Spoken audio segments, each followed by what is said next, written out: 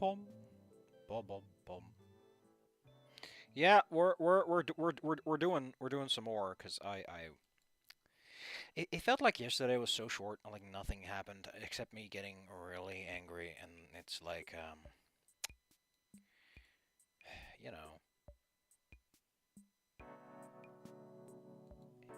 it's like I want to keep that momentum going, you know.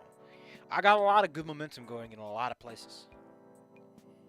Makes me feel powerful.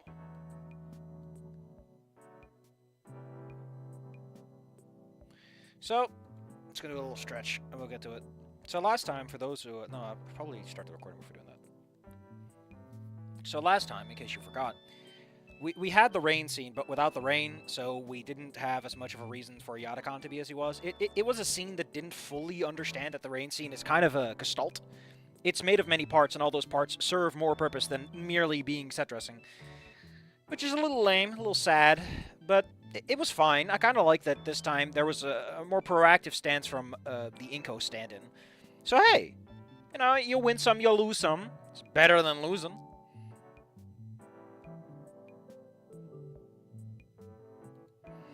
But that aside, I don't even know what this chapter's gonna be. What was? Oh yeah, it's Buster O Nuts. How could I keep forgetting that? We're gonna go to Buster O Nuts.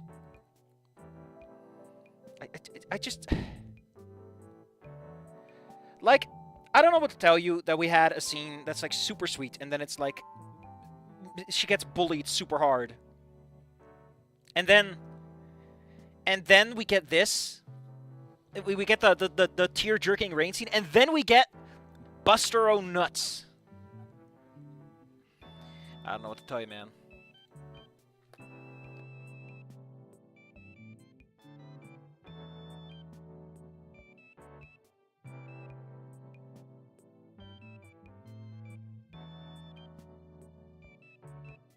Alright, let's not beat around the bush. And get to it! Let me just put the window in the right place. There you go. Let's go. Fine. Everything is normal. Well, relatively anyway. As normal as it can be with my crazy ass in the picture. Man, that's so self-deprecating. Are you even aware of that? At this point, the contest and all this fuck shit that came with it is well in my rearview mirror. It's like Inko kind of cared about the contest, but D really didn't. Which it creates such a different perspective when you think about it. Olivia's been painting a lot for me recently. Just showing me how it works, methods, shit like that. It's fascinating. I never got into it myself. I don't get patient for that kind of shit. Just like Damien. But watching someone with their skill do it, it's better than anything I watch on TV. Aside from my C-bouts, anyway. I've started coaxing her to watching stuff with me on my phone during class downtime, and she's not a huge fan. Not everyone's into violent shit like that. She seemed to understand it a little better when I gave her the skill of it angle rather than playing up the violence. In a way, fighting really is an art. That's why they call it martial arts, bingus. Oh, the movements, the techniques, there's just a lot of blood involved instead of paint. She wasn't impressed with the analogy, but at least she understood it well enough to get it. So, thought back to the summer's end party. Just fucking tossing Vinny around, and well, at the beginning of the one, I got her to start coming to the gym with me. Not the pit, no way I'm letting anyone ever find out about the pit. I just found a nice gym near school and signed up. I still remember the look on her face when I asked about it, like I was a fucking idiot for suggesting it. Was there or not? Slow day. Already finished all our work, and Yataka was having one of his siestas. She was just doodling away. Hey, Olivia. You wanna come to the gym with me? What kind of question is that? We're just getting right into the cocked eyebrows. Again, shouldn't this be enough? She looked up, surprised, and then suspicious. Like, the problem... This... Why are you doing stage directions for eyebrows if you're just gonna describe the emotions? It just looks weird in the same sentence. It's like this man needs his cocked eyebrows. Everyone has DreamWorks face at all times. We're going to skip it from this point forward. Just assume that everyone at all times has one of their eyebrows just going whoop, and the other one is... Dude, what kind of question is that? I gave her the dumb fuck look, which was punished with a swift tail slap across the small of my back and a wild gesturing at a wheelchair. We're supposed to describe actions instead of emotions here, buddy? I thought we were, you know, cocking eyebrows. Come on. After promptly massaging the stinging pain out of myself, I cut my eyes at... I think that's just a manner of phrase uses, but every single time I think about someone actually sliding a knife across her eye to split it in half and hissed out my words. Olivia, there's like fucking billions of athletes and witches. Do you know what the Farrah fucking Olympics are? She looked suspicious, which prompted me to bring out my phone and start Googling some of them that I knew. She was shocked. Apparently, I had no idea this side. How the fuck do you not know about that? Shouldn't at least Ben have brought up, like, the Paralympics and stuff? That feels like a Ben thing. She was still hesitant about it, but after telling her I would only ever ask her once a week, I wouldn't force her. Once a week's still a lot. Like, you have school, man. Once a week is a lot. I wouldn't force her to do what she wanted to. She agreed. It occurred to me that we hadn't swapped numbers yet, and she was a little perturbed when I told her how long Damien and I had been texting. She put her name in my phone as Live Long, which is weird, but... Again, who? I forgot. If the original context is like she forcefully puts her phone in like with Inko, because Inko's a little pushover. But with D, I don't see that happening. That would more be like, you know, a request or recommendation. I don't fucking know. Or his own cleverness. You know, Olivia's gonna live long, even though it's more about the fighting game character, I think. I don't know. With that resolved, I texted her the address of the place in nowhere. God, she was so clueless about it at first. It was hilarious. And the look on her face when she rolled into the gym for the first and saw me in my compression shorts, holding myself up and down the pop-up. That alone was worth it. I think she might have killed over and died if I was shirtless, but nah, I had a compression shirt on too. What are compression shirts and shorts? Never heard of them. I think okay. She wasn't dressed right either. Still, just the same skook. Yeah, hoodies are not good for sporting for a variety of reasons. At least, you know, if you're inside, in a place where, you know, Rocky Balboa taught generations the wrong idea.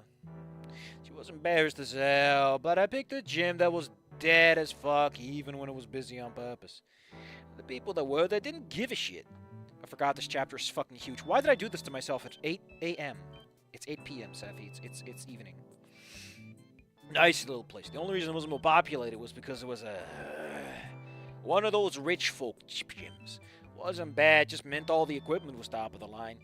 She wasn't sure she wanted to do so when she wasn't really dressed for anything else, so I just started it with lat pull downs after having to take a hoodie off, and you're after Jesus Christ, that girl's strong. The form was all kinds of whack the fuck up, but of course old personal trainer D operating that corrected the issues. Soon enough she was sweating with the best of them. Do dinosaurs even sweat? I don't think it's ever come up that much. After that session was over, I told her about a couple of exercise blocks she should look into, gave her some tips on clothing. It's so weird to read that because, like, the entire point of original Inko is, like, Inko going to blogs is a bad thing, but that's because he's a little pushover. D probably has a bit more situational awareness, shall we say. She was awfully nervous about the clothing selection. She, you know, she's what we like to call, she's got a pizza body. You know, she likes the pizza. And I really didn't want to come off as a creep by trying to get her into tights or something. I mean, those tights... I eventually just suggested some good length shorts, and you know, kind of a baggy shirt for her, something that breathes at least. And the next time she showed up was a little as obvious she had no fucking idea what the fuck she was doing. She seemed to have taken a sign to the resistance band, so I started coaching her different areas of her upper body she could focus on. God, the look on Damien's face when he found it was so fucking priceless. It was like he having a nuclear meltdown. Olivia seemed to have found a groove regardless. I would like to point out, I have an issue with this. This is like a big step for Olivia, and we're just fucking skimming the milk here. This could be an adorable scene on its own. We're just skimming this motherfucker. Like, I get it. It's probably not relevant to the plot, and it's like a side note, but come on, man. Feels like it should mean more than that. Olivia seemed to have found a groove regardless, though, even if she still only works out once a week. I'm fine with keeping it that way. I don't want to take more time away from her other hobbies. And full of weeks have passed since we started. Damn, we're like in October? November? Probably November-ish. Because it was end of September. Yeah, it might be October, November. And to my surprise, she has not denied any of my office once. It's a workout day of the week, and I'm in the zone right now, going ape shit on the chest press when I hear my phone go off in my gym bag. I contemplate ignoring it, but it's better. I just take a break and answer it. I raised the phone to my ear, barely managed to get out of low before my eardrum was ruptured by Damien's loud ass exploding through the speaker. Deedster! I have to hit out my curse silently so I don't disturb the other gym goers. Olivia's headphones on and she's absolutely pile driving away some reverse butterflies. This feels so fucking weird. Olivia has never had, like, yeah, in the opening sequence when she drives by at max speed and she's implied to be strong, but I thought that was just, like, natural talent more than anything she practices and exercises. Like, does her room even contain any exercise equipment? It's so weird that she's just immediately into this. We have no intervening scenes. We don't establish anything further. It's just, yeah, this is Olivia now, I guess. Shrug? Fucking shit, Damien. Inside voice. Motherfucker, what? I need to ask you something, bro. Okay, sounds desperate and urgent, which is kind of new. Is everything okay? There's a tense pause when he speaks again. He's back to his lackadaisical tone again. Me and Liz are going to the arcade. You want to get Olivia and come? Listen, I'm under the strong impression that Damien was not fucking going without Olivia. That was the whole point. I'm silent for a brief moment before I grunt in irritation. Is that it? What the fuck, Damien? You call me like someone's dying? Get me a word, you jackass. Nah, bro, just asking. Where are you guys at? I'm with Liz right now, so we can swing on by and get you. It's a gym day, dog. Really? Oh, crap. I forgot. Well, shoot, I guess so. Hey, I didn't say no yet, you goofball. Olivia's in the zone right now. I'll talk to and text you, alright? Just hang tight. Just hang tight. He gives me an affirmative and I hang up. Step over to Olivia's workspace and wave my hand into a peripheral vision. She cranks out one last rep and sits back up with a huff, slipping her headphones down, her neck sweat peeling down her rivulets. Listen, go play fucking Rain World Downpour Edition if you're so obsessed with rivulets. She puts her head back up when she works out, and I gotta say it's a good look. I mean, admittedly, it's a big switch of character to the point that it feels more like wish fulfillment, that we haven't really done much to establish it. We've just fast-forwarded through the actual fun stuff, but whatever. I can just manipulate people like this, apparently. I mean, like, there is the element of, right, of, like, Olivia and the blackmail and, like, hurting her hand, wrist and everything. There's a whole lot of weird elements that, they kinda... She reaches down and pulls up a canteen, taking a heavy draw from it as she cocks her. Taking a heavy draw as she returns to the neutral expression, silently telling me that to say what I wanted. Well, Damien and Liz are going back to the arcade. Wanna know if we can go? I'm game if you are. I don't know. Kind of sudden.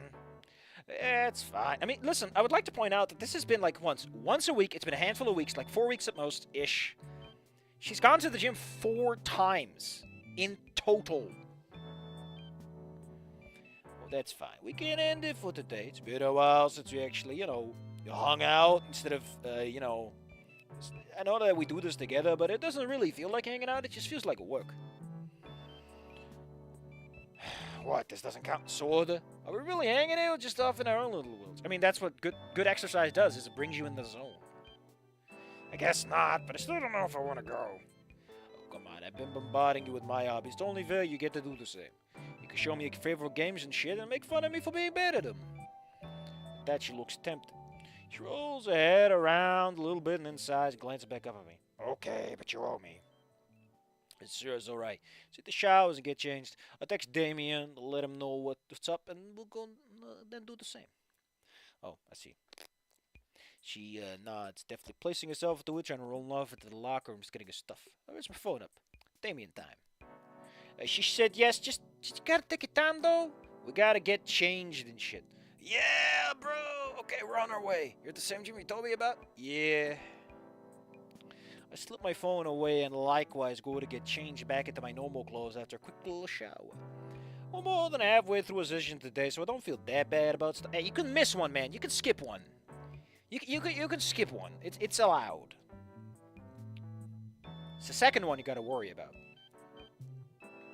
Olivia and I meet out front with our bags ready. I sit at a little bench out front of the gym and she wheels the chair over to the end of it, stopping next to me.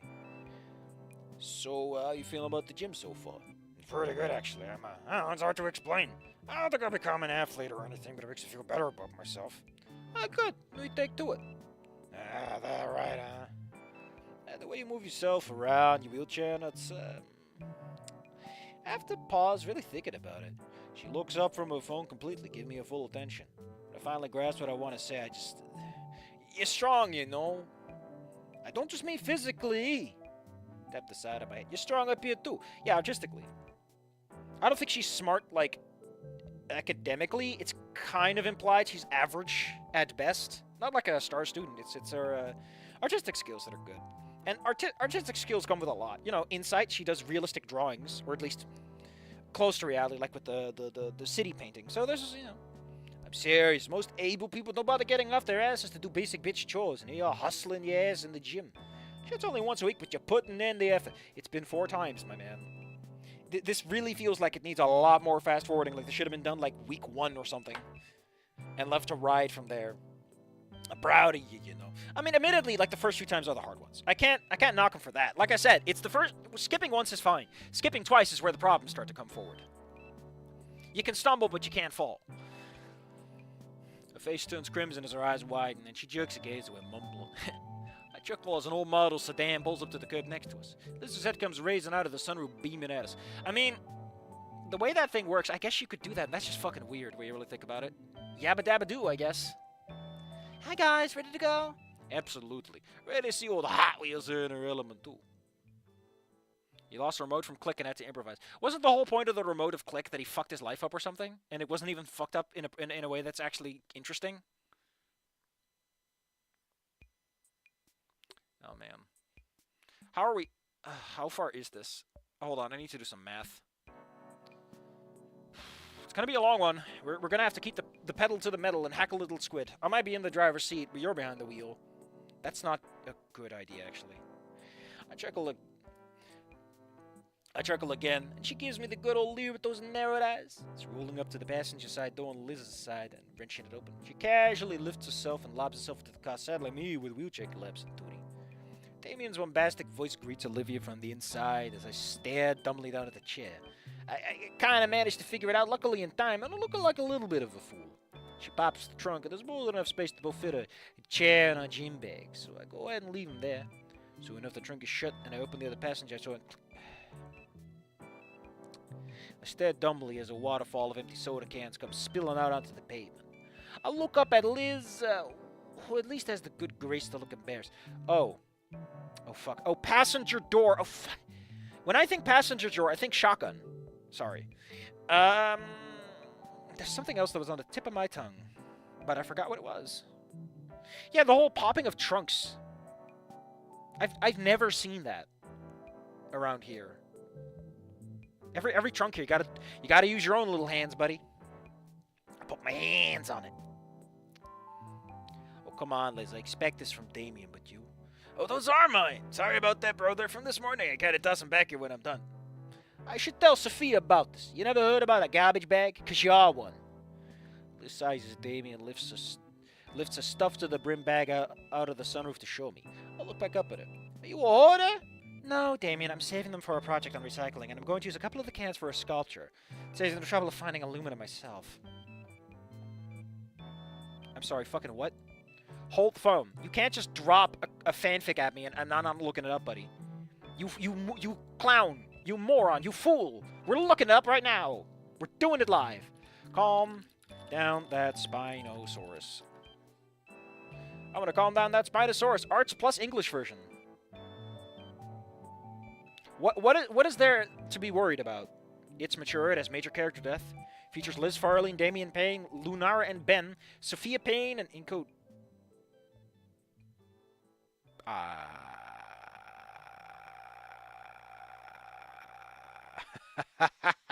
Holy shit, these tags. How is this mature if it has adult content? MILFs, great. Pregnancy, not suitable for work art. Character... What the hell is happening in this one? What is happening? It's written by a Russian, of course. If you want something that hits you from left field, you find yourself a Russian fic writer. They'll fuck you up. Guaranteed. Oh, thank God. It's actually I was wondering if this was during high school, but no. No, this is like several years in the future, and it's not that weird. Oh, sweet mother of God. Okay. Oh, interesting. We're not using quotation marks for our quotations. I mean, to be fair, that might be because it's translated from Russian. It might be a Russian thing. Might just be a personal preference.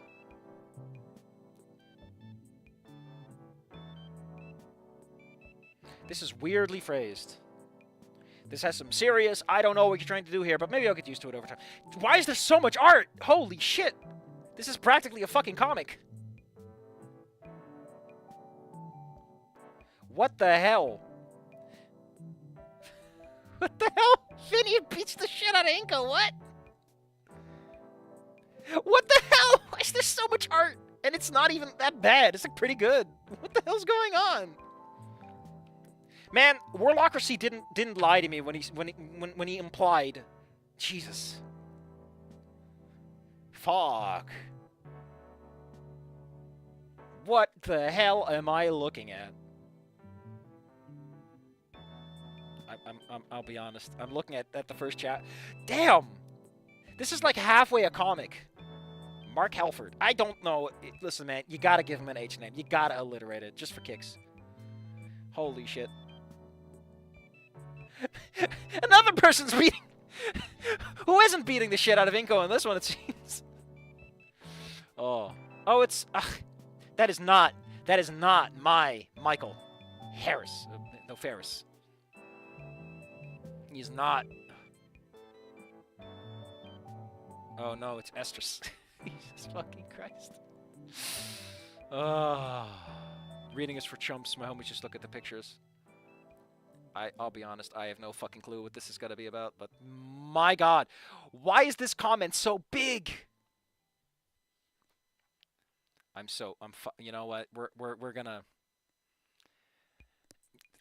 I don't think we'll do this live, but maybe if things work out a certain way, I might give my reflections on stream in like posthumous form. What the fuck is going on? Listen, when I say I want this shit hammy, I want my butter. I want my bread buttered. That shit is buttered bread. That is a. You can hear the toast scrape from how much butter is just sliding across. Damn. Who doesn't like a little madness on a hot summer's day? I don't know. I don't want to look Transylvania. I want to look at. Ugh. I like how you think this is the worst thing I've ever read in my life. My man, you have no idea the depths I've already abseiled into. Good old clap on the back. Let's go back to the one that isn't setting brand new lows for things I've discussed on camera. Ooh. I always felt this was sarcastic with the whole, like, I need it for aluminum. Just recycle them. You get like a couple of bucks, cents per can. And considering how much he drinks, you can get like a couple of bucks out of this. And I get to drink as much soda as I want. The front passenger door opens and the trunk pops again. Damien comes out with a new empty bag, filling it up with the cans and putting them both in the trunk. Yeah, those are half drunk, man. You're gonna get soda on your bags. I shake my head and slide into the car. As the last can is removed, and soon enough, Damien's back in the front seat. He spins around and breathes at us. Are we doing the racism, the racial segregation joke again? Because that really is a joke you can't copy. Like, listen. First, okay, I have two things to say. First, just because it's a fucking weird-ass, sort of? I don't know what to call it. There is definitely an age difference. Like, I want something that sticks with me, okay? I want to read something, and I want to go, man. Whatever shape that takes. Inko noted had an element of man, and then it fucked it up by not sticking the landing of being... It's a bit too hope-ficky for me. Because it definitely started on a non-hope-fic note, and it really tried to speedrun Inko. But... Okay. Okay. Let's get to the part... Let's get to the... So, like, the racial segregation joke works because you kind of see it coming, but you kind of don't. And, like, Damien is the last guy you expect it from. You just can't recycle that joke. You can't. You have to give it your own spin. You have to spoof it. You can't just repeat it. You just can't. It wouldn't work. I just go, yeah, I guess. Thanks for repeating the very good joke that I really liked that got me off guard. The baby go, what the hell? That is exactly what I want to see in my writing. You know, that creative slap on the ass, what the fuck just happened moment. Okay. All right, dudes, good to go. Let's lower the head back into the car, coiling a big-ass neck around its base like it's a scarf. So that's how she drives. Neat. Well, I mean, if her neck splorted all over the place, that'd be bad. Sploop. I absentmindedly watch her as I pat my side looking for a seatbelt buckle. I grab out of something that's definitely... How the fuck do you mix those two up? Softer than plastic. Man, I love my wife. She's softer than plastic. And warmer than a seatbelt buckle. Women just don't get compliments these days anymore. Ugh. I glance over and Olivia's holding a hand to her chest, face red and eyes glaring. I snort. What? I put my hands on it to adjust the form, but an accidental handle sits her off. I suppose she could tell what I'm thinking, but she wrenches a mile away from me to stare at the window in a huff. Ready to go? Yep. Buckle up with a nod for punctuation. The punctuation is the period at the end of the sentence. Man just dropped a fake and we snorted like the finest Colombian. And I can feel that my nostrils have already started growing stalagmites from the shit that went up there. And stalactites. And a couple of columns for taste. And maybe a few shells. I don't know. Let's keep it interesting for the people who are going to go down there and go like, man, anthropology's never been this fucking weird. This man's dead and we find, what, a fucking geological deposits in here? What has he eaten? What did he eat? The question is, what did I snort? It's raw, uncut fig. Moron. Moving on. Liz gets the car going, and Damien starts fiddling with the radio. Anyone want a station? I have no fucking clue what any of the radio stations in Vocadero Bluff sound. Olivia and Liz don't seem to give a shit. Damien just suit yourself. With one press of the button, the road end. Okay, I forgot which song this is, but I guess we'll just put on Purple Stank. I don't know if we're recycling this. Way too loud, abstract music. What, did he get this from some sort of Peruvian yodeling form? Causing me to stiffen in my seat as I'm sonically assaulted. Thankfully, Liz immediately yanks the volume down to a tolerable level. Damien sinks into his seat, but thank rep to Jesus doesn't try to kick it back up. My phone buzzes with the text message. I take it out. What the fuck, Damien? Any song request, bro? I stare up at his stupid-ass head. Damien, I don't care, dog. I'll just listen to anything as long as it's not shit. Metalheads when I pull out a comically large method. It should be practically large. Damien chuckles as Olivia glances over at me curiously, and I show her the text with my dumbfuck expression on full display. She snorts and pulls her own phone out. Yeah, buzzes with the phone, not too. She's doodling a rad brain and Damien with a bat. That's not healthy. The snort rips away from me and I look at her grin. Well, that's brutal, man. Corners of her mouth turn into a smile as she gazes out the window. The main meat of the city is coming into view. The forest of the outskirts becoming more barren, being replaced with decorative palm trees. We wind across some networks of hellish overpasses and negligent infrastructure decision-making. Yeah, I don't think you're a car man. Might as well walk. Why drive when you can walk? I'm staring out silently into space as I hear a chuckle from Olivia. Desperate for a retreat from this urbanist hell, I look over. She's browsing some kind of form. Oh, what you looking at? Nothing. I lean over. Before she can react, staring at the URL of the website. She jerks it away with a hey, but the damage is done. Lizard Lounge? Oh boy, you still browse that website, Olivia? A wry smile creeps across her face. Yeah.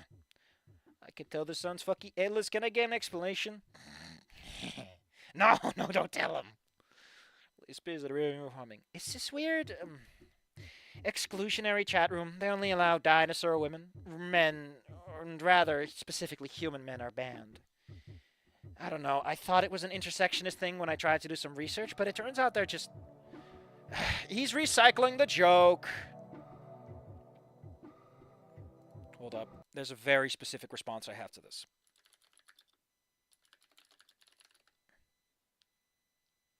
Let me see if I can find the GIF version of this, actually. No, that'd be too much work. I'm lazy.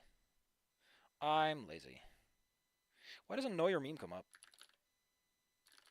Know Your Meme, give me the goods. Oh, no, it's a generic thing, yeah. Whatever. We all know exactly what I'm thinking about. This doesn't work. Whatever. It's the Patrick Star boo. You know what I'm talking about. You can't just do that. Come on, man. Why you gotta be like that? I can't help but laugh. Help. I can't help the laugh peels its way out of me as Liz continues. Olivia showed me once, and those people are really weird. All right, I gotta see it now. No, you wouldn't want to. There's a lot of gross pictures on it. Listen, Liv, I've gutted a woman in my life before. I know what a uterus looks like outside of the body. It's fine. You what? Shit. And you wouldn't get any of the humor. It would just look weird. You're just making me more curious. Just hand it over. I'll look it up myself. I hold my hand out and wave my fingers back and forth. My face flies through several motions before she eventually relents, handing me her phone and sinking into herself with a groan as she covers her eyes up. I peer at the website, scrolling through the posts. Jesus, she was not kidding. Post upon post of unhinged and debased humor, which I can only barely comprehend, greets me. Usually accompanied by some kind of disgusting fetishist artwork that draws the cringe out of me. Jesus. It's the same kind of shit that one senior got exposed for at my old school when I was a freshman. Motherfucker wanted to move away so bad, I think I kicked his ass once. It's one of the many things I regret nowadays. Poor guy. Hope he's doing alright. I mean, that guy probably could have helped you figure out what the hell you're looking at. Anon has the superpower of knowing what this is. Niche internet humor is this man's forte. Anon E-Moose on the case. It's, unique. You can't really say it's my thing, though. Everything's got weird shit they like. Everyone's got weird shit they like. Who am I to judge? Thanks. Was the car ride to the arcade always this long? God, if I'm recycling the scene with Ophinia, it's going to be even more awkward. Also, why are we repeating things? I thought we were diverging. We're very much on verge in a weird way. How would I do this with Ophinia? Would she even be in the car is the question. Because that's... She'd probably just walk there herself, if anything. Although, originally they're at school and they get picked up, right? God, the idea of... Because, like, the thing is... She'd sooner give him shit for, like, the weird racial segregation part than, like, the weird fetish stuff. She's like, okay, cool. But, like, you know you're sharing the same planet, right, buddies? And then she throws the phone back at him. Bonk! Ow! That's not a throwing star, it's a phone. Didn't even throw it right either. Couldn't even catch it. Couldn't even do the cool one. We're like 50 minutes away at this point. Don't worry, D. The fountains are integrated. I think D wouldn't give a shit. He'd be the Rosa Parks of this world. If only because he just doesn't have time for it. I grin, reaching forward and lightly slapping Damien across the side of the head. He jerks forward and cackles, and then settles down and glances at us. Man, I hope that place still sells hot dogs for just $1. But if they're still selling hot dogs for $1 in this economy, I ain't going any fucking way near them. Yeah, they used to be good, though. Leaving out with savor lunch money just to get some dogs after school. Dee's right. If they're still that cheap, I wouldn't trust it. Costco hot dogs. I've been told about these legendary artifacts. You hit one off the floor that one time, though. That's different! Damien continues yammering about their old adventures, with Olivia chiming in every once so often to correct him whenever he gets a little too bombastic. Soon enough, suburbia is completely gone, replaced with concrete and steel as we arrive at the big city proper. I can't help. Got a little feeling the rise in the back of my neck. I only ever come here to go to the pit, but here I am, hanging out with my friends. I thought you lived in the big city proper. Guess I'm wrong. I don't really know where he lives. But I got the feeling he would live, you know... This place ain't anywhere near that slum. But I can't help but feel nervous anyway. Here we are! I still feel like... Given that he fights in the pit and he's already caused some street ruckus, I can totally see him having a spill where he has to fight in front of his friends. Because, you know, someone's like, hey, if it isn't that asshole who cost me money at the pit, you know. You got the setup for it. Fuck it. Unlike Nothing to Something, where Anil just finds some random encounter bunch of jobbers. What the fuck? I pulled out of my thoughts as Liz pulls into the arcade parking lot. Hey, that's a decent verb repetition. Jeez, this place is fucking old. Large glass window covered in sun-bleached promotional leaflets adorn the front of the arcade. A lot of them are leftovers from what I presume was this place's ye-old glory days. I bet this joint kicked ass back in that day. Shit, I bet it still does. It's a good place to deal drugs, Mr. Drugman. Liz pops the trunk as I get out, and I swiftly retrieve the wheelchair. Release buttons here, and ka-chink! It flips up, and to my absolute horror and intense pain, one of the handles brains me right in the bits. I hit the floor groaning, clutching one hand on the precious family jewels. fuck. Listen, man, you're never having kids because you fight for a living, man. Odds are by this point, someone has crushed those nuts good. And if not, hey, good on you. Hey, Damien, is solidarity, and let's question if I'm alright. Olivia cackled like it's the funniest fucking shit she's seen in her life. I roll out of my back, staring at the cloudy sky and wishing that the Lord would take me right here. Damn, bro, that's tough. He helps me up, patting me on the shoulder gently. Olivia jumped into a chair in the meantime and was grinning like a fool at me. I sneer at her, stepping between my feet to help work the pain out. Fucking wheelchair. Joke's on you, my dick touched it. At that, she scrunches her nose up and rolls by me with a scowl. Ew! Liz looks equally grossed out, but Damien cackles again as he leads us inside. Are you wearing pants? Or are we going monkey? Monkey mode. As soon as we step inside... Oh! I think that's the part we're going to cut this, and I'm going to turn on the music. I gotta find that music, though. Where is it?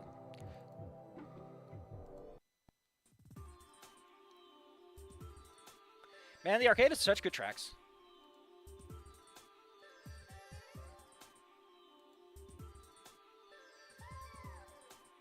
Dang. They did some good job sourcing some of the secondary tracks and stuff. This looks equal. Okay. As soon as we step inside, I'm bombarded by flashing lights and loud digital sounds I've never seen this cease. Never been inside of an arcade before. This was a lot. Sweaty gamers of all shapes and sizes meander around, conversing about whatever nerd shit they like to talk about. Yo, it's gonna be okay to talk a little louder? I'm not 5! Hey. I raise my hands defensively, and she rolls her eyes with a smile, relaxed. I appreciate the concern either way. Liz and I both scowl in unison as we peel our boots off the floor with a noticeably and quite frankly disgusting sound. How do you hear it over the rest? She goes to chastise David for warning her about the sticky situation, but his ADHD ass had already been sprinting off to the change machine with a wad of bills at the ready. Olivia glances at both of us, sensing that discomfort with the nasty-ass floor. Maybe with the wheelchair, it's not that much better. Sorry about that. I probably could have said something. Been here before, you know. I peel my other foot off the floor, scowling. Why didn't you, exactly? She shrugs, smirking. Liz and I look at each other in non-gamer solidarity, also known as fuck this is gross. She continues. You guys just kind of dropped this on me last minute. I still remember this place pretty well. Great, you can show D around and I'll go Damien. She taps her index fingers together, staring bashfully at the thrilled fool as she shovels his money into the machine. Those who play a gun thingies look fun to try out. The questioning rips its way out of me as I peer with an upturned brow. Olivia asks the question. You mean the light gun games? Yeah, those. So what's your plan, long neck? Oh, fine. I'll play wingman. I'll play gunman's proof. Good idea. Olivia wanted to show me some specific shit anyway, right? I did? Shh. Yeah. Loud banging draws our attention, and Damien looks back at us dully. Great. Liz, I think I broke this one's joystick. You better go and deal with that. She blows out a huff through her nose, nodding. I can't help but note the happy smile that arises on her face as she goes out to doom, though. I look back at Olivia and gesture forward. And now onwards, mighty gamer, and show us your treasures. Oh, I got a game for you to play, alright? She leads me through rows and rows of machines, making a pit stop at the change machine to get what we need. Until we eventually stop in front of a rather large game, blaring high-paced techno music. Looks like some kind of platform connected to 4 arrow buttons ranging a D-pad pad. You're not even gonna do in the groove. We're not even doing the diagonals. We're doing the D-pad. Bleh. Give me the... I don't play either. What the fuck am I talking about? Beer up at the name. Dance Revolution? There's a logo of an ape doing some kind of fucked up dance halfway through evolving into a human man. Can't help but feel a little slighted as I stare out at it. You want me to play this? You said you owe me. It's time to dance, monkey boy. I didn't think you'd cash it in so soon. Well, fuck it. You're picking the song? I don't know anything about this shit. I mean, you know that you picked the song, shitbingus. Oh no, they're Friday Night Funkin' it already? But isn't Olivia supposed to be the girlfriend? Why is she the opposition? I love the idea of, like, Damien and Liz are in the back, acting as the girlfriends. Liz is just trying to own his ass. Liv is trying to own his ass. She cackles as I step onto the platform. I'm not exactly comfortable here. I expect her to at least go easy on me, but I don't have that luck. She immediately cycles the difficulty of the highest fucking setting in the game, picks some insane song that sounds like a Caesar made into audio. I can only watch a muted horror and bounce on my feet like I'm prepping for the brawl of my life as the intro of the song kicks in. Arrows start flooding the screen. Holy shit, this is actually some pretty good footwork training. Goddamn. I'm feeling it. I'm feeling it. I mean, I'm not doing perfect. Some of the years I got a hole which fucks with me. I'm playing no better than she anticipated. I catch a few. Listen, if you're in fights, I don't think you know precision foot. You got the foot motions, but you don't know how to aim them, you know? You're not intentional with that in that kind of way. But, fuck it. Fair enough. You gotta be cognizant. Catch a few sideways glances at her, and she looks stupefied. Hell, even some of the nerds come by to gawk at my performance. I settle into a groove, losing myself to the music. I start shadow boxing without the boxing. Molly, this is a workout. So if you know it's really bad for skipping half the day. By the time the song ends, I get a passable grade of A, and I lean back onto the handlebars, panting heavily, completely, utterly, just gassed. Oh, still oblivious I do, managing to return a smug grin to her. Oh, hey, oh, boy. How's that? I can't even be mad. Fuck, that was fun. I'll go get it if you want, maybe not so fast this time, yeah?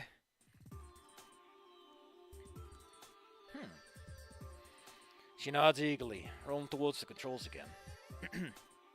Okay, he has footwork. He changed to rush. I don't know why the music's kind of annoying my ears. I think it's because I've done so much recording stuff today already. And uploading and more. Ugh. Sure. I want to see you perfect this one song. Hold on. She has me play through 4 or 5 more songs. He says thankfully far less intense. Yeah, that's a fucking trial by fire. These baby songs are a cakewalk. Apparently the highest ranks goes AAA, which I get on all but one song. Wrapping up the last one, Olivia's leaning back in her chair and pressed. God damn, dude. Didn't know you had moves. You know. What, we're gonna start making this about skin color? No, it's more that I heard the monkeys are better with their hands than their feet. I don't even know if I'm supposed to be angry at that or not. Yep.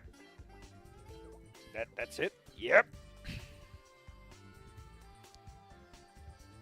In talent, I guess. That good enough for you? Have I proven my skill, your majesty? Yes, peon. I'm amused. That's enough, though. Don't want you dancing or all. There's plenty of other games that I can actually play, too. I find it impressive that she took him over to a game she's never played herself. Maybe Damien played it. Do you think Damien would play DDR or you know, Funkomatic or Groove or whatever they call it? She turns the wheel away, but I found myself catching her by one of her handles. Say, why don't you show me the game that christened you Hot Wheels, eh? About to say something, but shuts her mouth and gazes towards a specific part of the arcade. I focus my sense of it soon enough I see hoot and holler as a competition. She wrings her hands, gently hesitating. I give her a gentle shake, hissing my words out quietly, but the tongue. Come on, Hot Wheels. I want to see that fire. She continues to gaze off into the distance, but a quite frankly perturbing grin stretches across her face. She tongue sweeps across an incisor and her pupils contract, focusing on a singular cabinet. Without further needling, she jerks out of my grasp and goes wheeling off towards it. I follow behind eagerly. That's the fucking look I recognize. He glances behind her every so often, making sure she hasn't lost me in the crowd as she barrels through them to get to her destination. And the closer we get to the destination, yeah, it grows heavy, dank, and quite frankly fucking disgusting. God, I can barely breathe in this shit. Her tales of the fabled game stink, but the reality outweighs the legends in this case.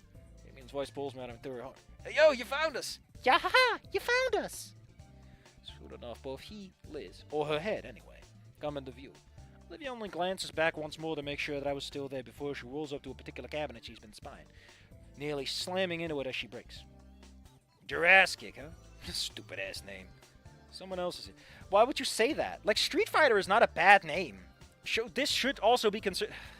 I don't know how hard porting or stuff. Someone else is there. Some squat, fat-ass, greasy-looking ankle-sore of blonde hair, dressed in a yellow shirt and a goofy-ass black vest that barely fits him. It fit him when he won it at the championship. Yabingus. I step closer, she sticks a coin out and places it on his controls. Without even bothering to look at it, he apparently takes this as an invitation to start yapping about his historic career as the biggest fucking nerd on the planet. Talking about how many tournaments he won or whatever, till Olivia cuts him off. Oh, shut up and nut up already. But he's Buster O'Nuts. He nuts up all the time. They say that he creams every time he wins, which is probably why no one ever challenges him. There to go. Seems to get his attention turned around.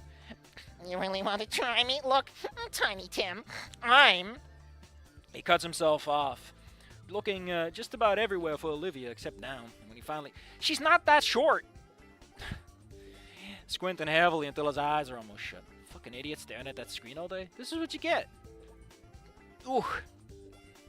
His lips curl into a smug grin. Makes me want to slap it off his face. Ah, I got the hiccups. Guilty Gear before it became mainstream. Damn.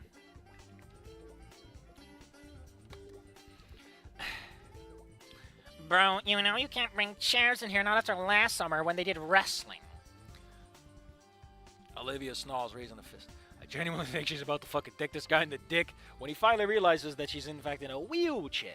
He grimaces. Oh, never mind, my bad. Sorry.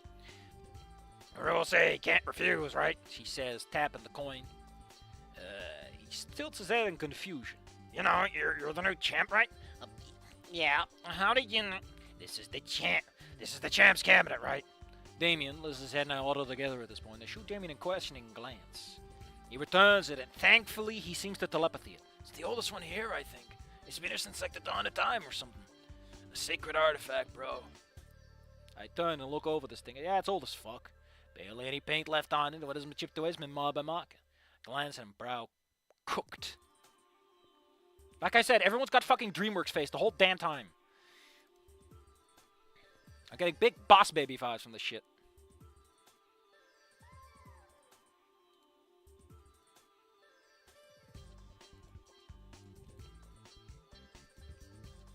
It's kind of vibing to the song, you know.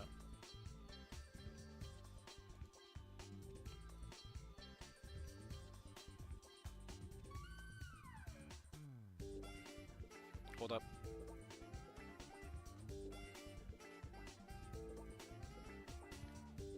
Okay. Seriously? This piece of shit? Yeah, bro. Only the bigwig gets to use it. If you're spotted trying to use it without credentials, yeah, you just get headbutted. I wish a motherfucker would.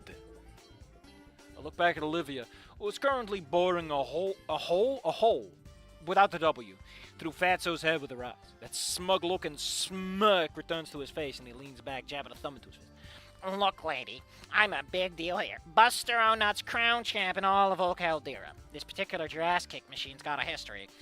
It happens to be the same machine that Dino the Rex Go managed to pair. Oh, quit stalling and fight me already! Buster jerks back, grimacing. Hey, I'm not stalling. I'm just setting the stage here. You really think you're the only challenger I've got? Yeah, describing the character name. I thought it was a killer instinct. Look at all these nerds knowing about things I don't, and I'm totally not salty about it. Oh no. Why are people always posting the best shit while I'm streaming? It's like I'm cursed.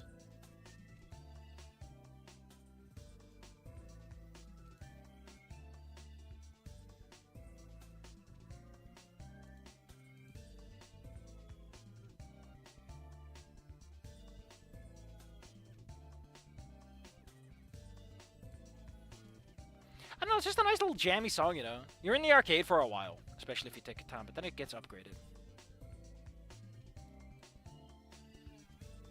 Alright, Safi, stop getting distracted. We got work to do. I glance around. Sure enough, more sweaty losers come crawling out of the woodwork. Buster, I like how he actually gives him his name. Gestures around theatrically. On my title, I'll take all comers now.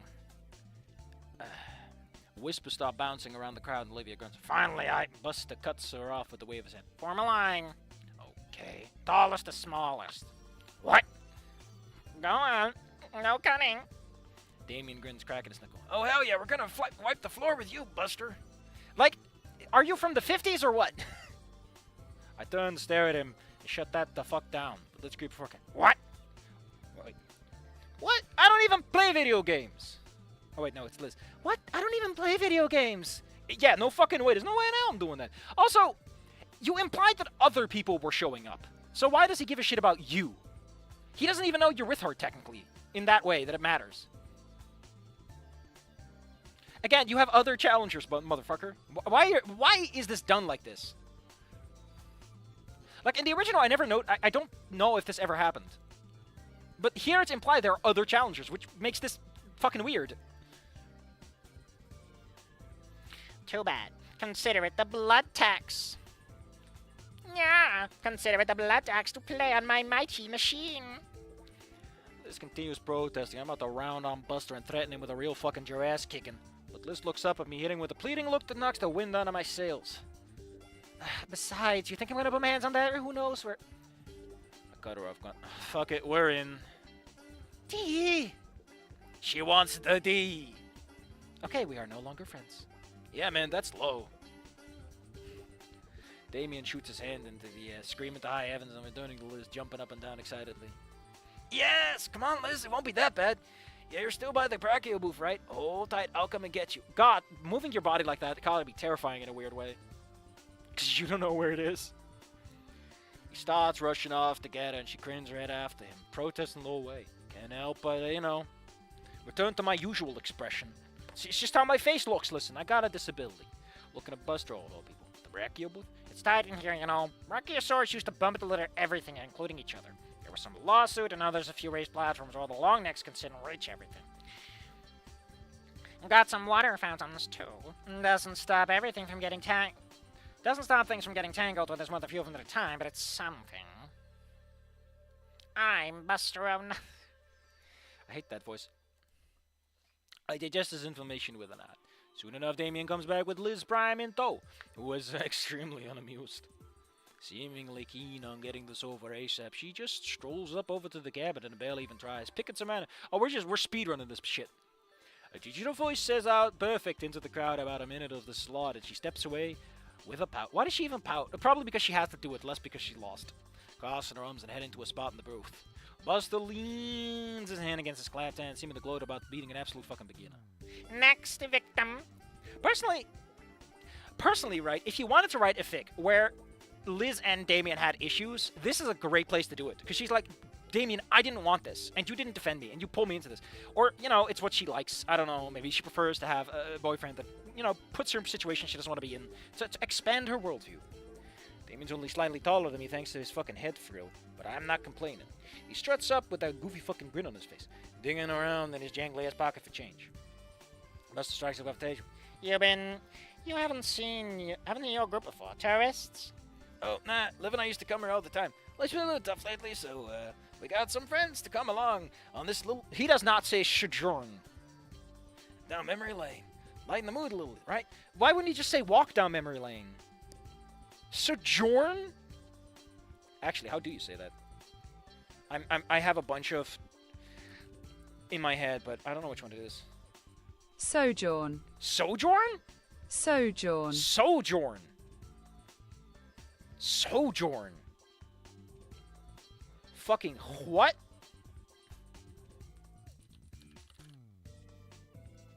Sojourn. Man, I'm fucked up. I'm fucked up right now. I don't know if I have it in me. Whoa, I need an adult and like 5 gallons of oil. What the fuck, man? Buster seems to nod and understand and humming. Damien continues juggling the quarters in his knuckles. This place hasn't changed much in years either. Enough chit-chat, though, bro. Actually, I could totally see how I could reuse the scene with the Ophinia thing, because there's an easy way to wrench, to crowbar in the situation. In a really nice way, too. Kind of would help to establish the friction, too.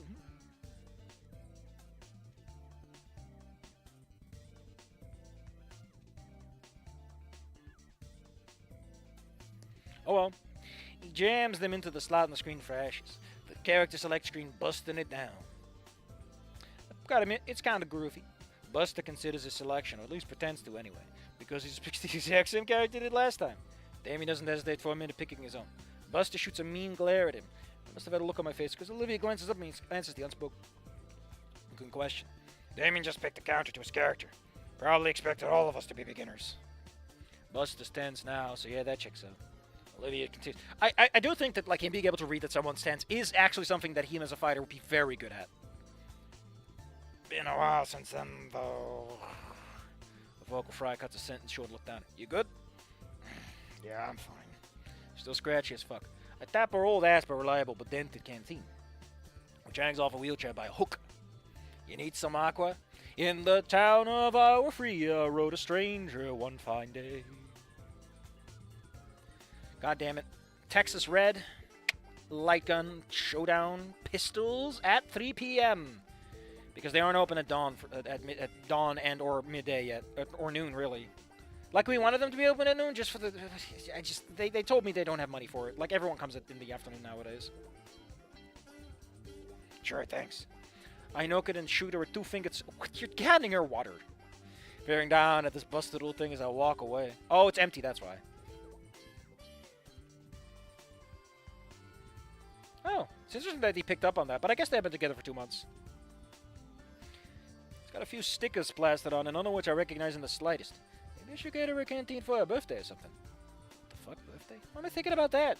Just go looking for water, folk. Come on, dog. What water fountain, where would I be? Deeper into the arcade, away from the huge fucking nerd zone. Thankfully able to catch my breath on the mostly not shit air. Finally find a fountain to fill it all up, but Liz's voice chirps through the air. I look up at her head above me. You guys done already? Nah, I'm just getting a lift some water. I peer down at the canteen, goggling the biggest sticker on it. Somewhere tried and simple. Yeah, I don't care much about watching that stupid ass game, to be honest. Hold that towards Liz. Yo, you know what this sticker is? Her head bobs closer, paying attention. It's from some really old show, like 90s old. Why? I don't know, it just kind of caught my eye, I guess. I never really asked her about it either. Fair enough. Something to ask her myself. I refill the canteen and cap it.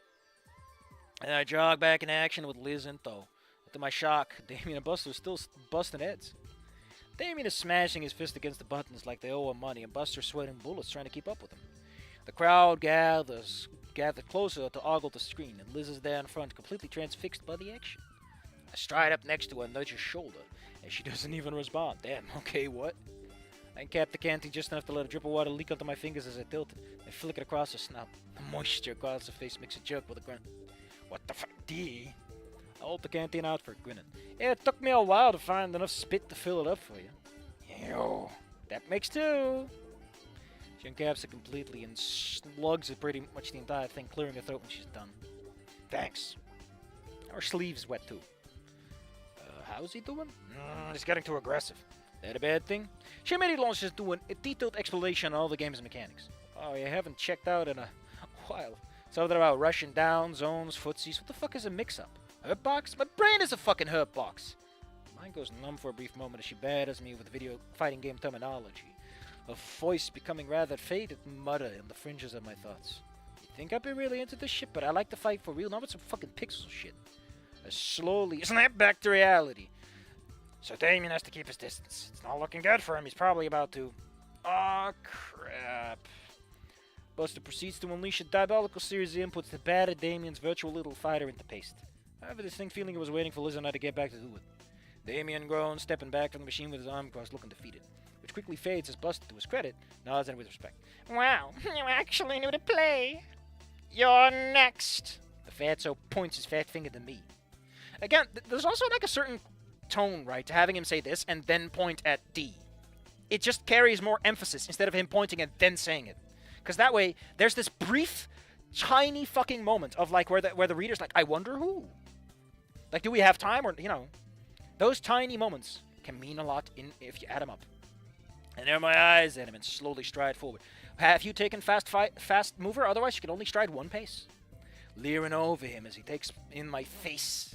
I realizes that my fucking huge scar is not a tattoo or something. It is, in fact, a real mortar injury that I survived. I glower at him for long enough to cause another bead of sweat to drip down his face. His eyes widen ever so slightly. Olivia's voice... Oh! He's giving him the stare down and he's like, just a fucking... I glance back at her for a brief moment before returning my gaze to him, cutting my eyes like daggers at him, and then taking my spot next to the controls. The screen flashes that are the rare characters that I don't give a single fuck about show up on screen. Buster, as expected, picks the same character. Some old gremlin in my brain directs the joystick to the same character to select it myself. A fresh batch of hush whispers comes around the crowd as Buster gives me a nasty look at side-eye. I return it with 5 times the intensity as gaze immediately snaps back to the screen, eyes wide. Mirror match? What is this noob doing? Nobody's better with that character than Buster. Bro! Buckle loses. The match starts and Buster immediately starts pulling out some whack-ass shit, flying across the skin and knocking me around. I glanced down at his hat, moving intently, studying the motions. I may know how to play this stupid-ass shit, but I know how to read my opponent, motherfucker. I start copying a move, flicking the joystick and tapping the buttons with the same precision I would use in the cage. More sharp whispers fly around, and I feel like I'm holding my own for a little while until his turbo nerd proves that just being able to copy him isn't enough, and he eventually gets the better of me. To my credit, at least I didn't get perfected. You gotta ease up there, buddy. You're getting a little too good. You're Mary Suing it. I'm watching you, buddy. I'm watching you. I'm watching you. Not bad. Not bad at all. It's your first time playing. Yeah. Very cool. You should practice. I bet you could be very good. Huh. Maybe this fatso isn't a bit of a dickhead as I thought he was. I stared at him for a brief moment, and stepped back into the car with a grunt. Yeah, thanks. Alright. We'll make a little... Why did that affect my volume? We'll make a little cut there. We have to switch soundtracks for one. Arcade Team 2. Remains of a shopping mall? What the hell? What an album name? Anyway, I gotta do a thing for a moment. I'll be back.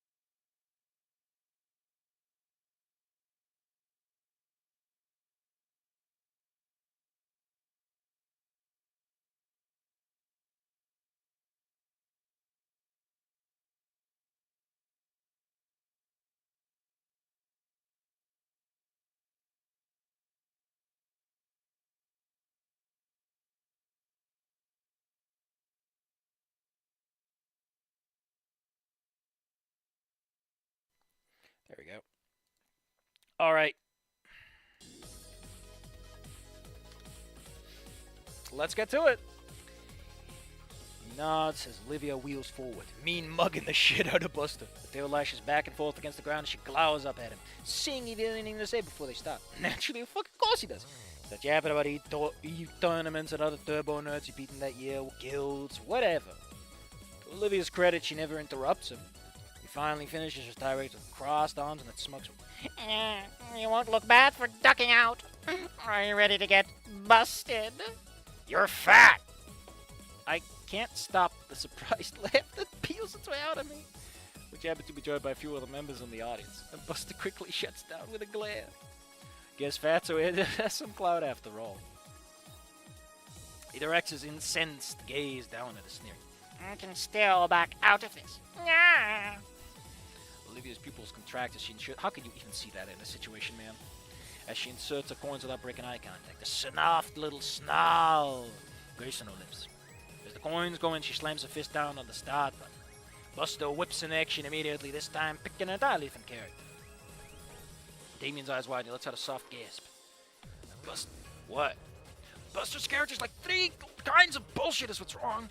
Whoa, Damien cussing? It's gotta be serious. I lean closer, intent on hearing the deets, and he continues. For one thing, these usually gentlemen's bands, attorneys, and... Whoa, wait, I don't give a shit. I lean back, throwing Damien out as Buster grins. Oh wait, I lost something, hold on. How did you lose the sapper, you freaking clown?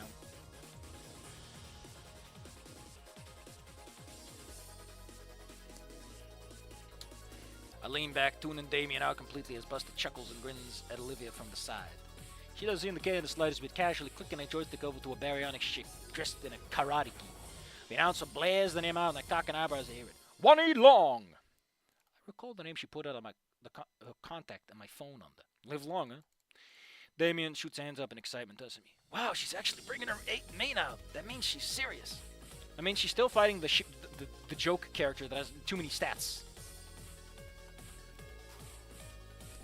I nod dumbly at him, pretending to understand what any of it means. I don't even bother asking for an explanation, but I can't help but focus back at Olivia intently. The intensely intensity rippling through her and Buster right now is infectious. God, it's like I'm almost back at the pit, watching a fight. I can't take my eyes off the screen as the match begins with a Brit Crusher fight. I expect to see a flurry of movement, but no. I know what's happening. They're sizing each other up. Damien starts yammering again, apparently trying to explain to me what's going on, but I already know. I thought it was just some kiddie shit. Maybe it is. But the lightning in the air right now, that's real as fuck. It's giving me the goosebumps. I feel the blood rushing to my head as the crowd's intensity starts picking up. Olivia and Buster's tails are going apeshit as they try to get a read on each other, and the faster tail of him cracks the concrete. Shit, he might be a fat loser, but he's still an Anki, and those tails are mean.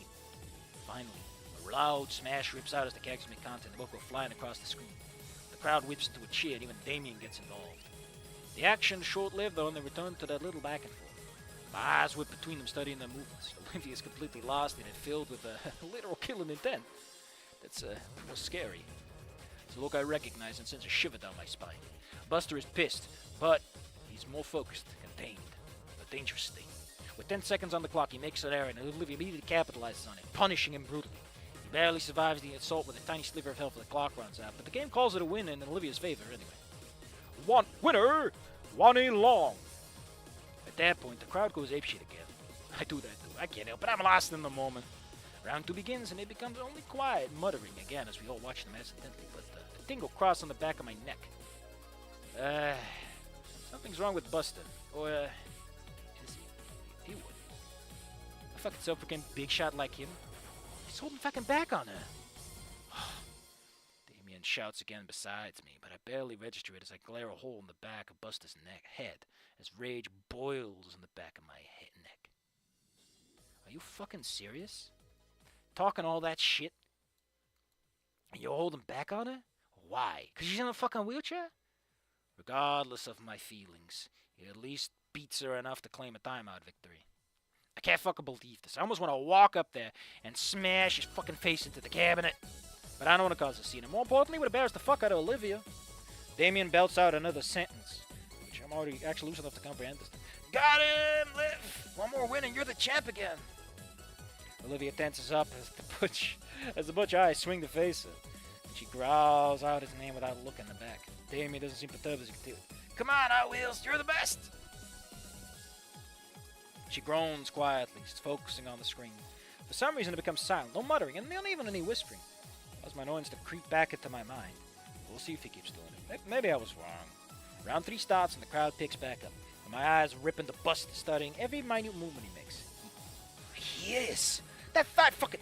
I must make a mean-ass face because Damien actually tapped me on the shoulder. No small amount of concern.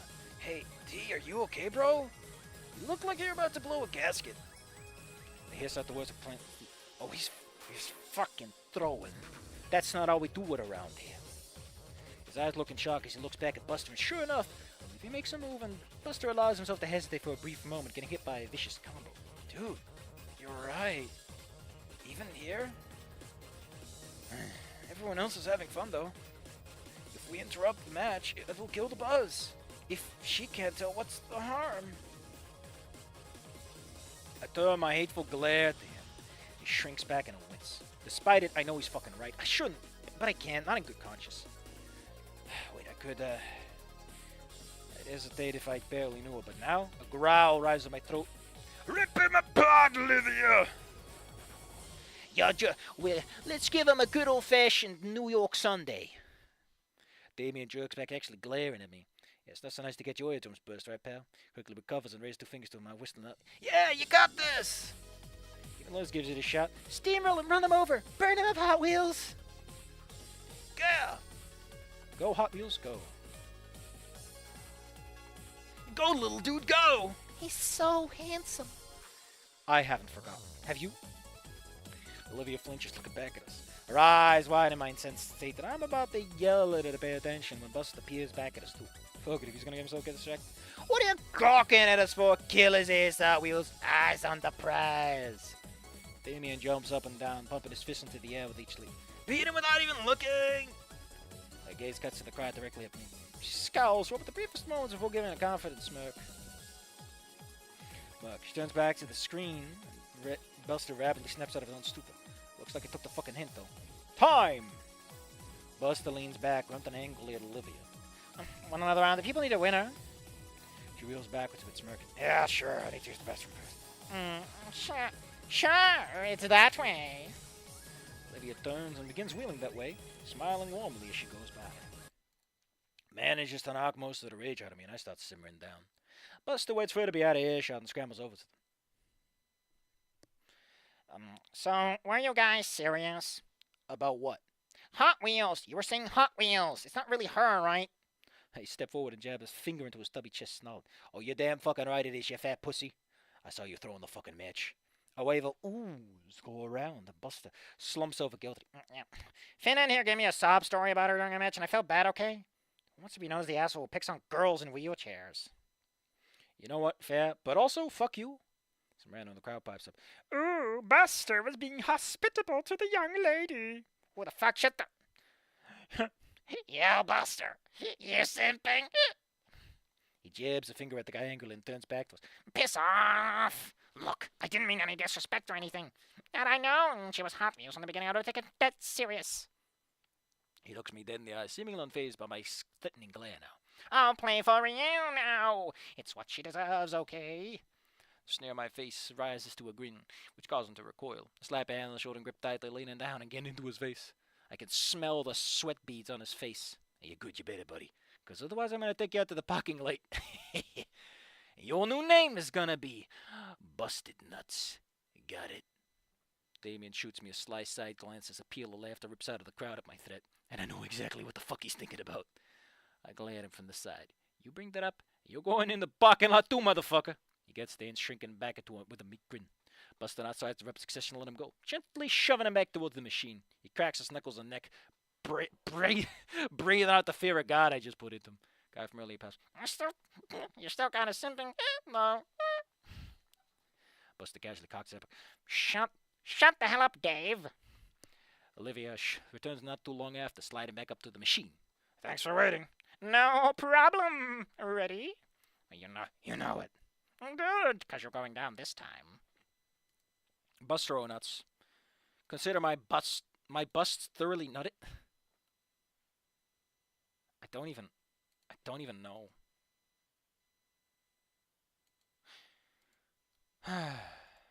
I think I lost myself in the sauce there. But music time.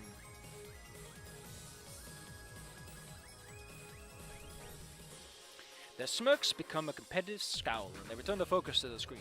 They both pick the same characters as the last time, and as soon as the game announcer announces fight, I feel a whip of crack of static in the air as Buster immediately starts brutalizing Olivia, completely catching her off guard. Good. He was being serious. Olivia doesn't stay reeling for long, and even though Buster's throwing himself into it like it's an absolute beast, she still manages to land a few blows here and there while dodging around a few decisive attacks. The crowd seems to catch the same intensity I do, and Damien and I find ourselves falling back into it, roaring out encouragements towards her. Unfortunately, as much as I hate to admit it, Buster was apparently not just hot air about his skills, and it's over. She lost. Can't help but slump over sadly. Fuck. Buster cross-arm and straightens out proudly, basking in the glory of defeating the Hot Wheels. Olivia wheels back from the machine, looks back up at him and impressed. Damn, you're really under my ass to me. Didn't I say I was a big deal around here? Yeah. I gotta admit, though, you didn't really give me a challenge. I can see why you were the champ back then. Thanks. If you're ever up for a rematch, you'll know where to find me. He slaps the machine, and it falls apart into 1,000 pieces. Was found over half eaten by coconut crabs. Anyways, are you afraid of deep water? Coconut crabs. Coconut. Coconut.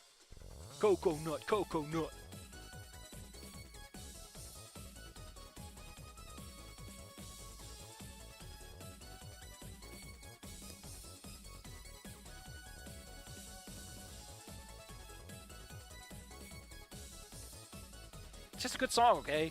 I'm jiving. I'm jamming. Olivia nods one last time and makes her way over to us, beaming happily. She seems invigorated despite the losing. We all turn and walk away to a more spacious area of the arcade as Buster belts out a challenge to the rest of the gathered geeks. Damien pumps his fist as we go, peering down and that was awesome, Liv! Yeah, that shit was electric! Gosh, it was, wasn't it? I thought I'd be rusty, but the moment he started going all out, I was so close to beating him. Holds up her hands and they're shaking. I know that feeling. Look, I'm all jittery. That's the post-fight dopamine rush. Feels great, doesn't it? She beams up at me happily, about to respond positive, before she suddenly stops, a happy face screwing into one of confusion. Back off there, don't look at me weird. Shit. I stare at them all nervously and then shrugging. Grin. I watch a lot of IFC. She snorts and Damien steps out of stupor. Hey, you know they sell food, right? Let's get some snacks to celebrate. Before anyone can confirm or deny that they would like to get some food, he turns and marches off towards the snack bar. Liz hurries on after him, encouraging him to wait, leaving Olivia and I for a brief moment. Her suspicion has faded, and she looks at me with a small smile. Food, I could go for a little something. Yeah, about that time, I guess. Come on, they went this way. She starts barreling her way through the crowd, and I take advantage of it. Let's get a different song in, though. Let's get out something nice and smooth. The school themes. Because I need something calmer right now. The snack bar's a grimy little place. Tile instead of carpet. Gross-looking cheap little tables and seats. And bright eyes straining fluorescent lights. I scan the menu with trepidation, and I'm not eating any of this shit. I already feel lousy enough about eating nothing but chips and soda during school lunch every day, and this fucking garbage might actually kill me. Damien orders 2 slices of gnarly-ass pizza all to himself, the glutton, but he does pay for Liz's sad little arcade salad. He offered to pay Olivia and mine too, but after I told him I didn't plan on eating any of the garbage, he shrugged. Fuck, I just realized a really good scene I can do with this. So, like, a really big thing of the Shalonians, right, is they don't care about money at all. They participate in the Earthican economy, and they're like this, you just gotta put up with it. So a lot of things they operate on the ground is like, yeah, you have to pay because otherwise people get very mad that we're handing out free food. And it's like, we have too much food. We have too much food, and they make you pay for it anyway. But in a place like this, I imagine it'd be a fun element if, like, they see Ophinia and they're like, one of us.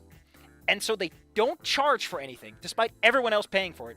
And she has to chip in with, like, I'm covering the bill. Which isn't what happens. They're just like, oh, those people probably know. So don't bother. The act is not necessary.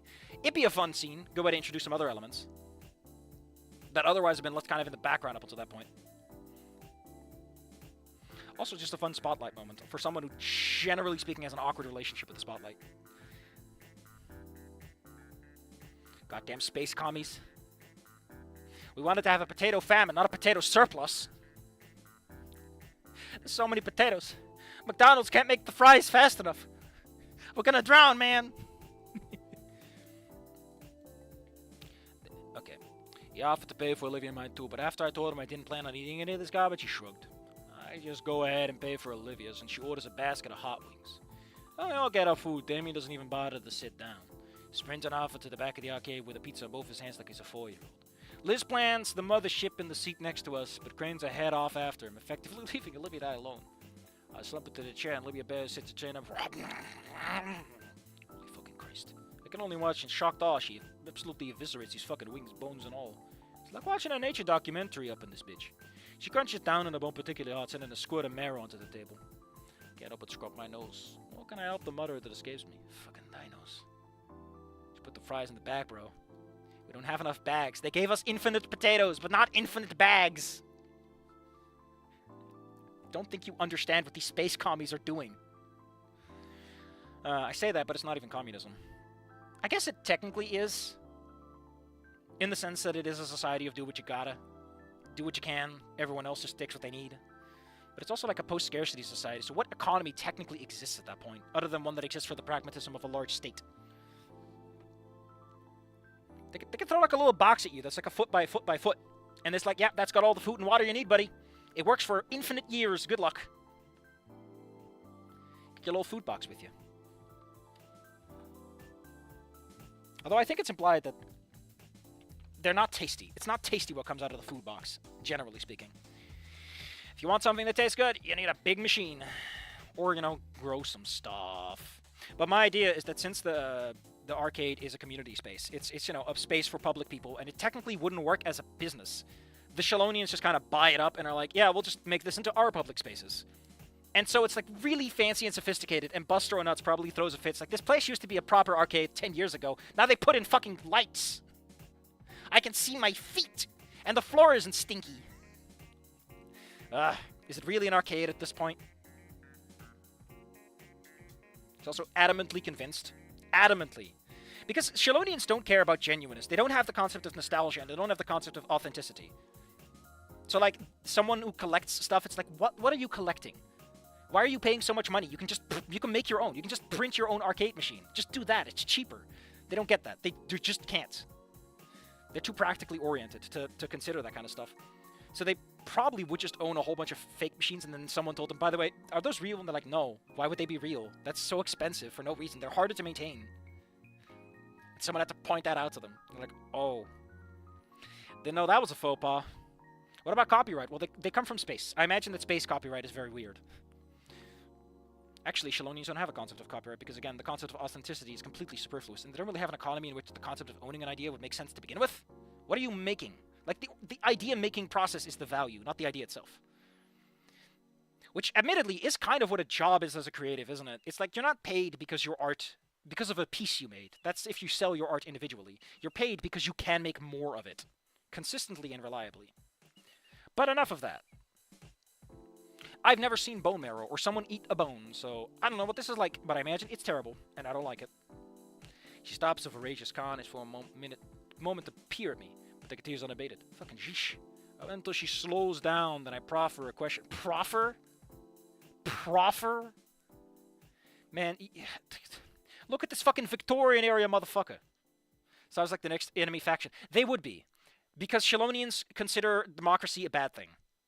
They legitimately think democracy is just another shit system of governance, because their system of governance is, we're biologically predisposed to a very good system of governance. So democracy doesn't work because the population can never be educated enough to make good decisions. You need to leave it to experts. And then you just need to make sure that those experts are biologically inclined to act ethically. And then you're basically set to go. That's how they look at it. So they would legitimately go, super democracy, this is terrible. Oh. What would their faction gimmick be, though? Like, what would set them apart? I don't know. I think they'd just be the robot faction, technically speaking. Because, like, you know, they can just make robots. Why send people to do a robot job? They also think that free market is the kind of stuff you should be arrested for, because, like, free market? You mean holding stuff back from people who need it? Get out of here. Be gone. I don't care what you're talking about with the sweat of your brow. Get out of here, Ayn Rand. Woof. Goddamn. They're gonna have so much shit to... the YouTube essay video they make on which video games are not allowed in space is gonna be so long. Goddamn. Bone marrow's tasty? I don't know. Maybe one day I'll drink some.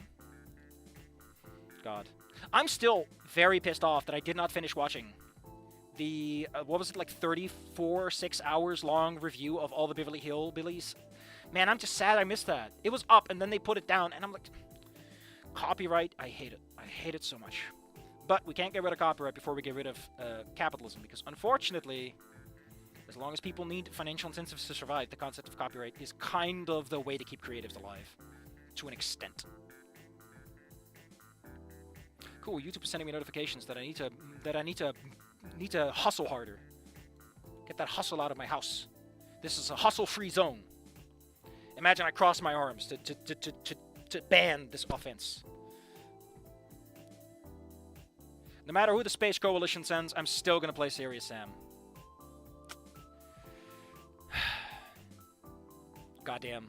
Here, we have a true freedom fighter here. We have a freedom fighter among us. He will play the illegal, dangerous games. Ugh. No, maybe they'll let you play it, but you have to get, like, a license, and it takes forever, because no one likes dealing with those licenses. Goddamn. Oh. I waited 10 years for my Serious Sam license. Oh. I actually like that idea, though. Underground video games. Maybe in the next World War. What was I reading again? Oh, he's proffering questions. Like a fucking nerd.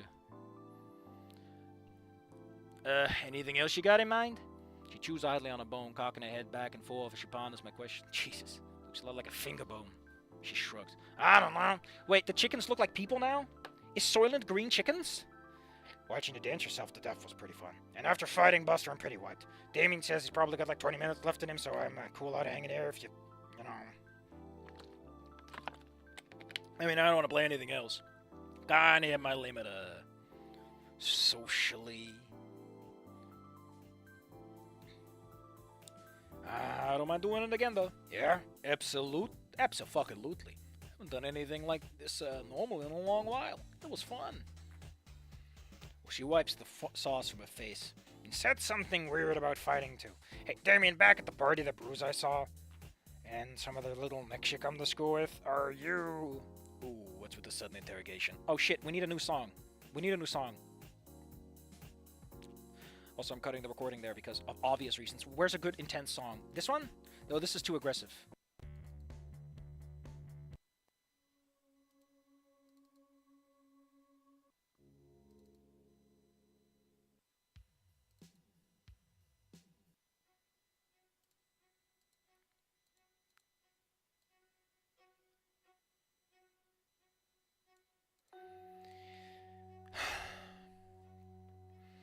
Do I have to tell you?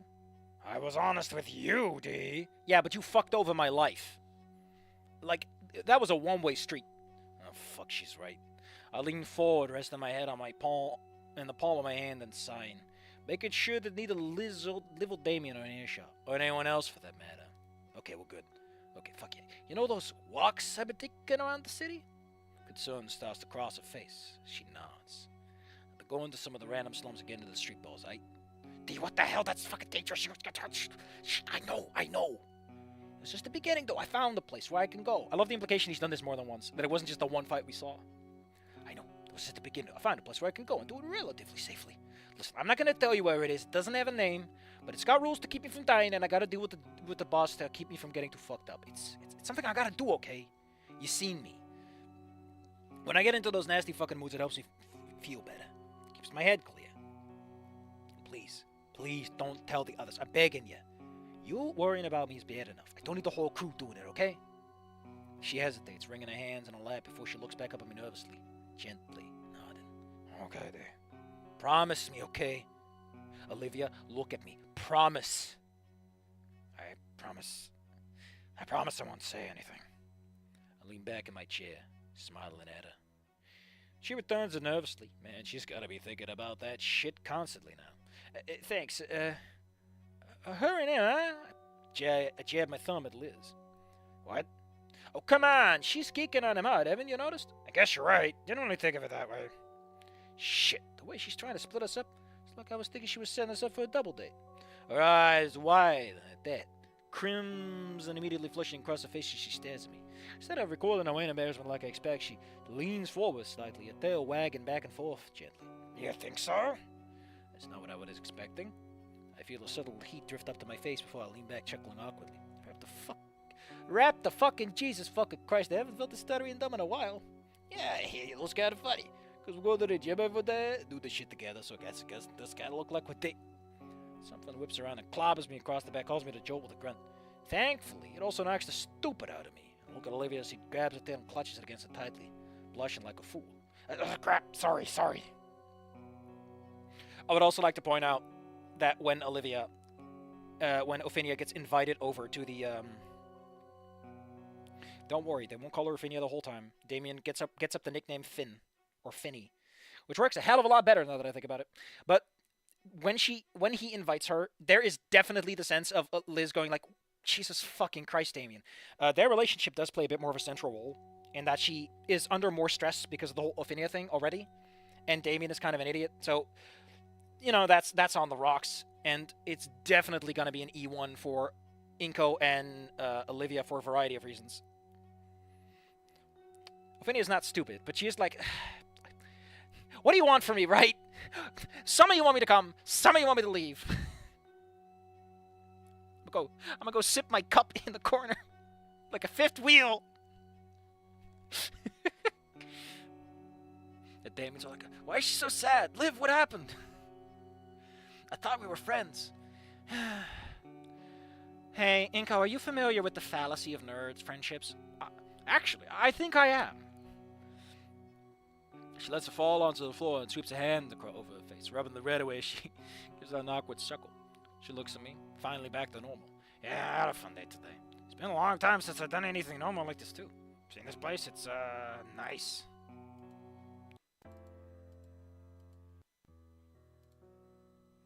I nod solemnly. I hereby pronounce you Olivia and main character. Fucknuts or whatever his name is said they renovated it. Is that true? I think they changed the wallpaper, but other than that, nah, still the same. You know what has changed? What? The people here. Yeah, I think I get that. But this place used to be fucking crazy. She nods wistfully and looks back at the arcade machine. Back then, every machine was crowded. It was a lot louder. And then there's this, Electricity? Yeah, electricity. Like when you and fucknuts were playing that game. Yeah, it was like that, but more, like way more. Like, imagine that, but across the entire building. I really didn't have to think that hard. The bits are exactly like that. She suddenly deflates with a heavy sigh, throwing him completely back around. Now it's just, empty. Like everything else. Actually, since it's a public social space, they'd probably keep the machines free. And they'd, like, pretend to charge more for the food. How would they do that without its... Like, how would you do that, right? You're a bunch of space commies, and you don't want to charge people money because you think it's unethical to charge for food or public spaces because socialization is a need for as far as you're concerned. So it's like, how do I charge these capitalist swines the disgusting money without breaching my ethics or being suspicious about it? Ugh.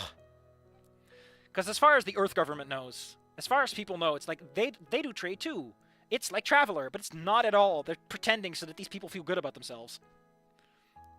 It's a hell of a fucking talk to have, I imagine. To tell people, like, listen, we don't have scarcity. Like, the economy as you conceptualize it does not work. Our government is kind of run by a bunch of tyrants. Dictators, autocrats. But they're, like, good autocrats. It's the successful version. So, you can't do any of that. Sorry. You're gonna have to close... You can have a mom-and-pop business, but it's like a thing you do for fun. Not like a thing you do for financial gain. Because there's no finances. Or gain, really. And it's such a long talk to have, too. Because it's like, okay, but then how do you handle space constraints?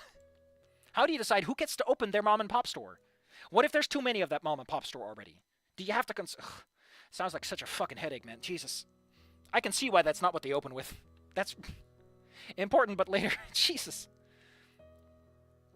I like how Traveler does have a fun economic system. Social system, I guess. It has a social score, which is used for a variety of social situations as well. And it also determines like how much money you have to pay to stay up to date. Hold up, let me pull up the book. I might as well. I haven't done a good distraction this time. Traveler.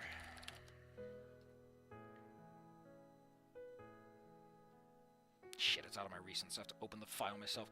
I have to use my big meaty hands for this one.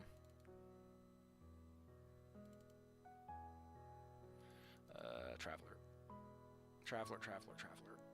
We're gonna close all of these. Yep. I think it's gonna be under equipment, right? Larger denominations include the kilo credits and the mega credits. I don't think they ever use kilo credit. It is assumed that the physical credit is minted by the dormant empire of the universe and is virtually impossible to falsify. I like how they're like, listen, don't do forgery, please. Here we go. Standard of living. A traveler living on a planet or orbital for a long period must spend money on their living costs. It depends on the quality of life desired. A traveler who does not live at the standard of quality listed for his social standing risks being embarrassed or even losing his standing. In addition, I think you can buy your way into higher social standing by throwing money around, and it's pretty high.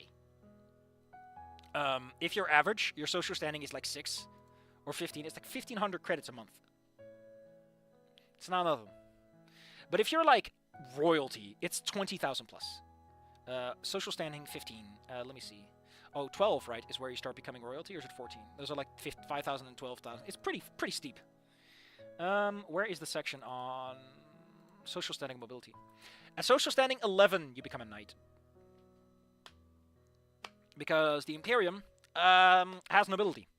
It is it has nobles. Pick your poison. You can live with the literal dogs. You can live with a bunch of space lions.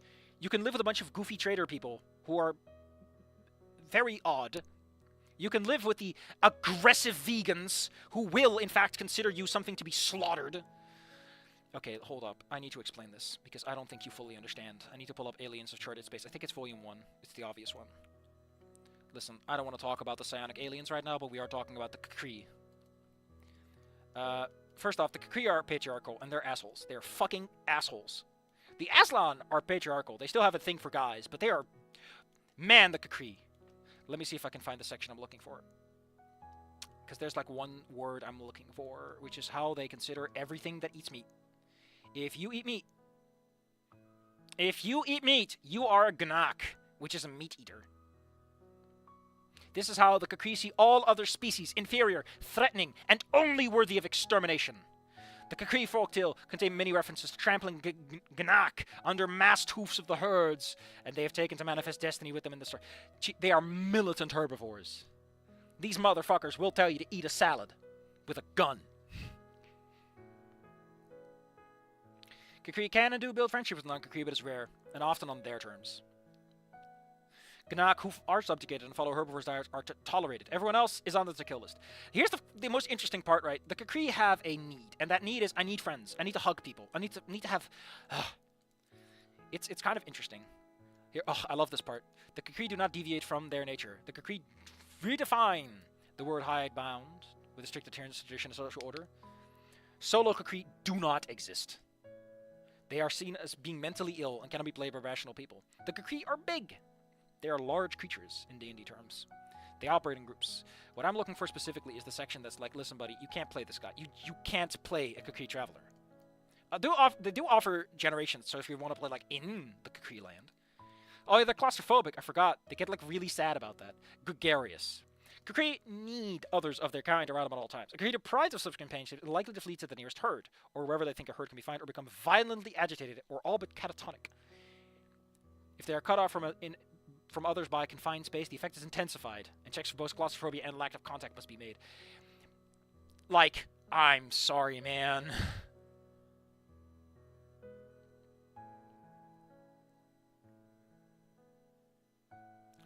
And if Priya is suddenly deprived of company, must make an average endurance check to cope in the short term, with a DM up to anything of -6 if the incident is very violent. Jesus. If they see his family get hit by a speeding truck, it is likely to flee in panic immediately. Jesus. An effect of -6 indicates the permanent madness. What, are we playing Call of Cthulhu now? In the longer term, who has become an outcast or become lost, may be able to cope if there's some hope of returning to the herd, even as a castless hanger-on. Like, even if you're the fucking scum of society, it's better than being alone. Each day, a difficult end check is made. Success indicates that the Kukri can act rationally and productively that day without penalty. Ooh. Any negative effect is just a penalty to everything that day. An effect of 6 or worse makes them despair for D3 days. That's a D3, not a 3D6. During which the Kukri will just wander aimlessly, destroy things he has created, and contemplating suicide. Great! I love how there's a whole section called Surviving Loneliness. Kin to the grass. A Kukri in the state ceases to be rational is nothing more than wander out, nibbling listlessly at vegetation. In effect, he will revert to his non-sentient state of his distant ancestors. Is not certain even if he is rescued. I love how it's like, yeah. Somebody going kin to the sky. Which I can hear. Jesus, man. I love how fucked up this is. And then the Droin are just as bad. The Droin are just as bad. Hold up, we're pulling up the Droin, because the Droin are just as bad. First off, the Droin on the cover looks so fucking cool. Hivers look kind of neat, and then you have, oh, there's another human. I guess the humans are in this book. Yeah, who cares? The Droin's big problem is that they need to oi-trip. Is that how you say it? I don't know how you say oi-trip. Well, fuck me. What do we really know? I love how it's like, listen, this book gives you information, but we don't fucking know anything, okay? We just don't know. I need to know how oi-trip is pronounced. Not oi-tip, oi-trip. Just the tip, thank you. It is implied that the oi-trip are that the Droin are like the ancients, the predecessors that made humanity and all those funny species. You gonna show me some fucking results, buddy? This word shows up way too much. I cannot find this. Droin Travelers. What I'm looking for is not this.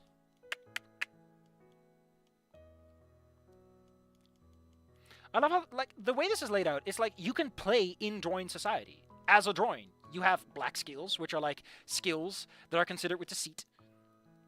or alien to the Oitrip-oriented lifestyle are black skills, and they function, if you have them, the highest skill is a penalty to acting with droid, because you're not a droid, you're being weird. I love how they have prediction, and they have like a little section that's like, hey, you wanna fucking do some cool card stuff? You can do some cool card stuff. Where is the section on this again? You have a whole like career table. You want to be in a cast? Oh, here we go. The droid coins with Y's, not I's. And it's a D66 table. Fuck yeah, I love those tables. And they even give you like little instructions. It's like, hey, read it, have some fun. What I'm looking for is life outside the Oitrip. One coping mechanism observed in orphaned droid is the creation of a pseudo-Croilus. A proper Croilus contains droid of all castes and is in many ways a mini Oitrip. The Oitrip is like the big thing, and the Croilus is like the little thing. Things are done in the way. Things are done there as they are in the Oitrip, and the situation is comforting. A pseudo-Croilus substitutes outsiders for droid and tries to shoehorn them into roles played by different castes. Thus, the ship's captain is obviously a leader, and the engineer is a technician, which are castes, capital, uppercase, proper nouns. The orphaned droid may be baffled and upset that when these substitute droid do not act correctly for the role the orphaned droid has created for the pseudo-Croilus, but it offers the best chance for long-term survival. I love it. I love that these little kobold babies are like, I need my structure. You are the boss now.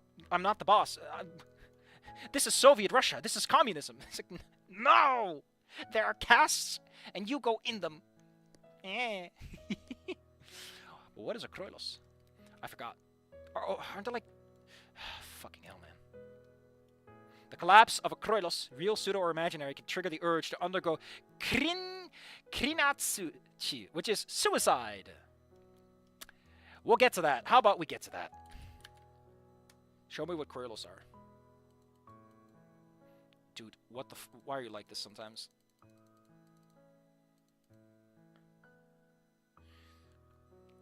A Croilus is a fraternity. A Croilus would normally be a group of other droid, but events might cause it to have... Okay. Playing a droid can be quite a challenge. For the most part, droid are part of droid society, the company of their Oitrip. But what is a Croilus? Then we gotta look up... This fucking word, man. I like how they say... It's sad. The Croilus is a uniquely social institution. Droid will sometimes leave their Oitrip, but they cannot live without the company of others. Even sports who can function an extended period of time without the proximity of the droid need to know that they have a community to serve and eventually go back to. Those cut off will the words here. However, temporary support can be obtained through the formation of a Croilus. It's a pseudo-family or association in which a droid which exists on a temporary basis. Newly casted droids usually leave their Chiafilm to join another. You know what I mean. Anyway, it's Krinyatsu. Is a highly honored ritual in droid society. Those who are no longer useful will undergo or a member of society of the community might be instructed to do so to preserve resources. Those who challenge the judgment of the community's leaders are proven wrong usually undertake the ritual as the leader's decision, as will leaders whose decision have resulted in disaster. So basically, they're not going to fight it if you tell them no, buddy. The rules say you got it. This is not a punishment, but pragmatic removal of the individuals who can no longer function. Who can no longer function in the community. It is difficult for outsiders to understand, but to a droid, the community is everything. They cannot leave to find another more to their liking. Someone no longer fits within the community and no longer has a place in the universe. Kinyatsu is a painless ritual of meditation which takes 6 hours. It is difficult to perform and cannot be done if there are interruptions. The droid can stop at any moment if there's a sudden need for them. But the individual will need to suddenly have a strong need to be alive. This will normally occur only if their community needed them. Fear of death or desire to continue experiencing life will not cause a droid to halt the process of... So, isn't that just fucking kind of neat? Like, one is like, I'll fucking go nuts, and the other's like, nah, I'll just fucking kill myself if I got it, buddy. Got you covered. Like, fuck. Dedication. Anyway, now you know a little more about that. Imagine your weakness being the box. Aggressive vegans like trash, probably. I just like the aesthetics of anarcho-syndicalism. I don't want to think about... Poor guy. He doesn't want to think about the intrinsics of anarcho-syndicalism. But yeah, the Shalonians are kind of like that. Less extreme. They've seen enough species that they're at that point where they're like, we're the best species around, and we are the only ones who can run this shit show that is the universe. You know? They're not assholes about it, but they're not going to let humanity fly their own ships. They're not going to trust you with that. Everyone has their flaws. Upsides, a lot. Downsides, nobody actually likes you when they really have to answer for it. They might like one of you, but the whole system is just like... So you're this community-based society where everyone sort of almost psychically agrees on things. Like you have this community consensus that is extremely powerful. But also you are technically being led by autocrats. Yes. Good luck. Oh, it's just empty, like everything else. Oh, about empty. This place is almost too fucking loud and noisy for me now. She hums quietly, pulling up a canteen and staring at the sticker that drew my attention earlier today. Is she? Oh, wait, here's my chance. I gesture at it with a casual finger. Hey, what's this sticker from? I noticed it when I was getting you water. When I was getting you the Wawas.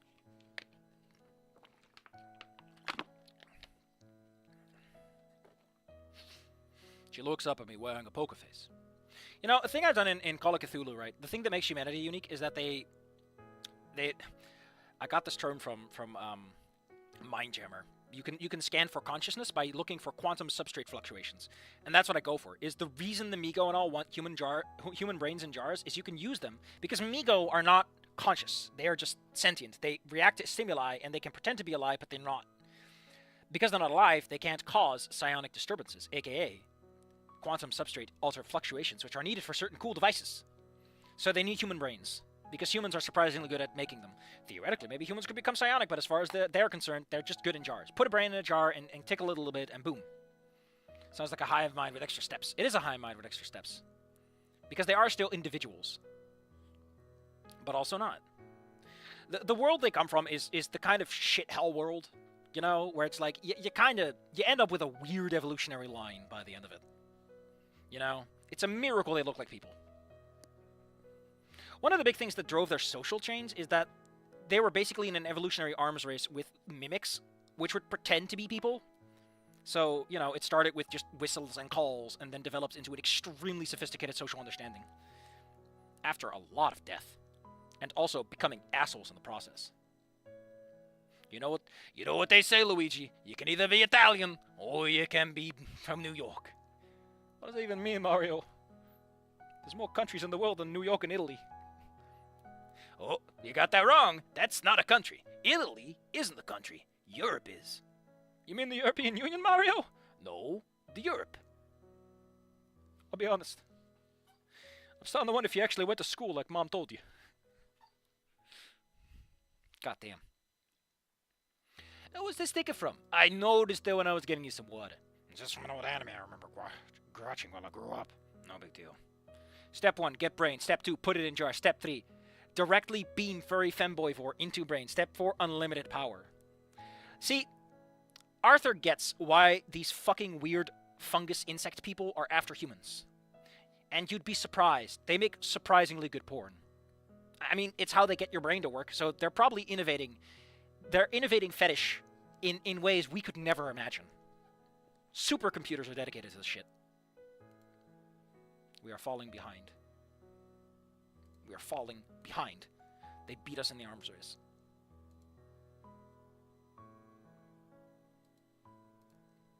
Goddamn. This song was playing while I was reading about people committing suicide because they're just that lonely.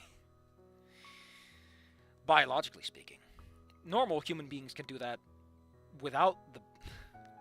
Is it biological though? Go to my Patreon and give me money.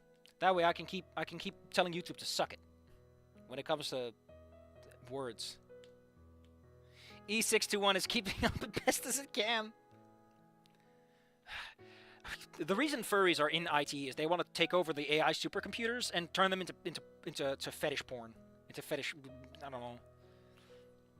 It's the real conspiracy. Everyone's talking about the shadow government. No one's talking about the shadow furries. Jerking it. jerking their gherkins in the the server rooms. Some more anime. Visions of that scene and his stupid-ass leaked photos still bubbling around in my head again. Shit. Well, you know what they say, someone's gotta start somewhere. Some old anime. Oh, go on, tell me about it. Almost immediately, she leans forward, a sparkling look gracing her rapidly dilating pupils I've never seen before. Her jaw hangs open slightly as she scans my face intently. Lee, whispering softly, "You really want to know?" Yeah. Before I can finish the sentence, she moves closer to me and starts assailing me with a literal form memory synopsis of the show, which is apparently called Gun Damn! It's about people in big-ass robot suits blowing each other up and shit. Sounds kind of rad, actually. Normally, I would immediately check it out, but I don't know. Am I going to make the joke that Phineas, like, actually giant fighting robots are hilariously impractical considering the weaponry we have? It's like, yeah, we could make a big fucking fighting robot, but we have torsion beams that just tear entire planets apart. Why do we need a robot for that? Which is funny, because I already have a scene for her in mind where she basically 3D printed, like, a grapnel suit, like, from Attack on Titan, and it's like, how is this practical? And the answer is, it's not. It's just fucking cool. Actually, Olivia should totally be there to tell everyone, and fighting robots are cool, too.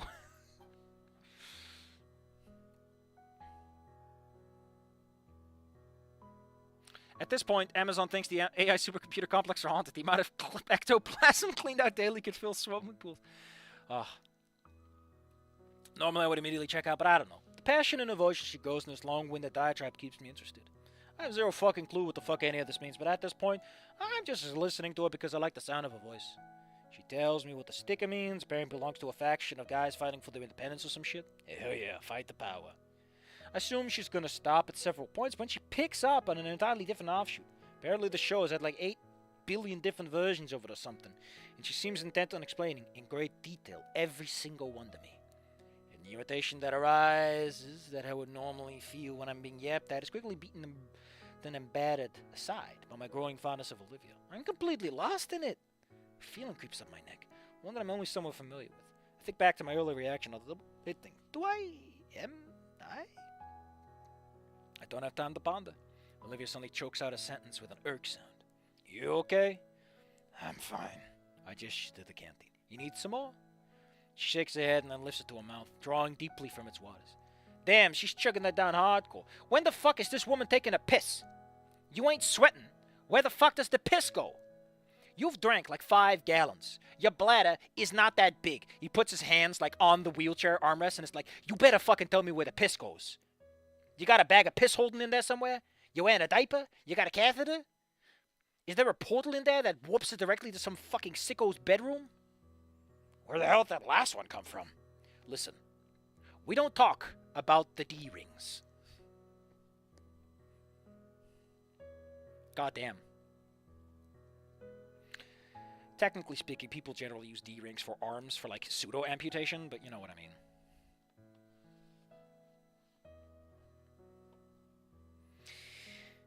Do I regret saying stuff like this? Probably. But if you go to my Patreon and give me some money, or go to my coffee and donate some money, you know what? It'll all be worth it.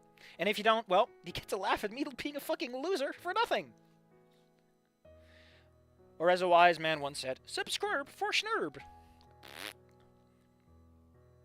She shakes her head and lifts it to her mouth.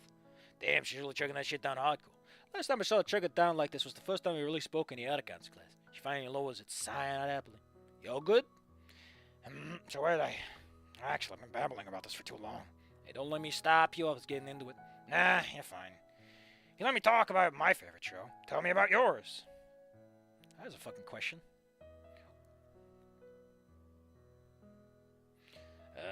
I just watch IFC, you know that. You don't have any old favorite shows from when you were a kid? I think about it and, yeah, not really. Wait, shit, there was. I guess there was anime? It was about boxing. I don't remember the name, though, or how I saw it, for that matter. I think it was just some random DVD in a store one time I begged my mom to buy because it looked cool. It was fighting something? Fighting spirit?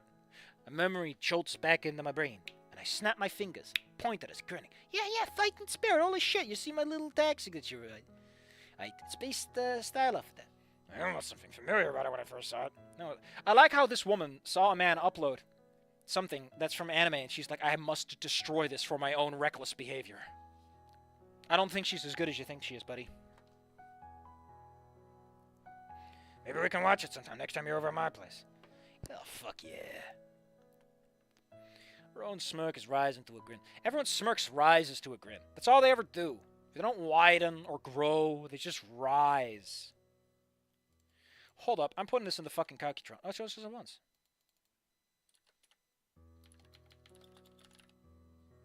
Rises to a grin. Rises to a grin. I don't know. There's just a lot of specific manners of phrase that come back a lot. And I'm Engie. I'm a jerk.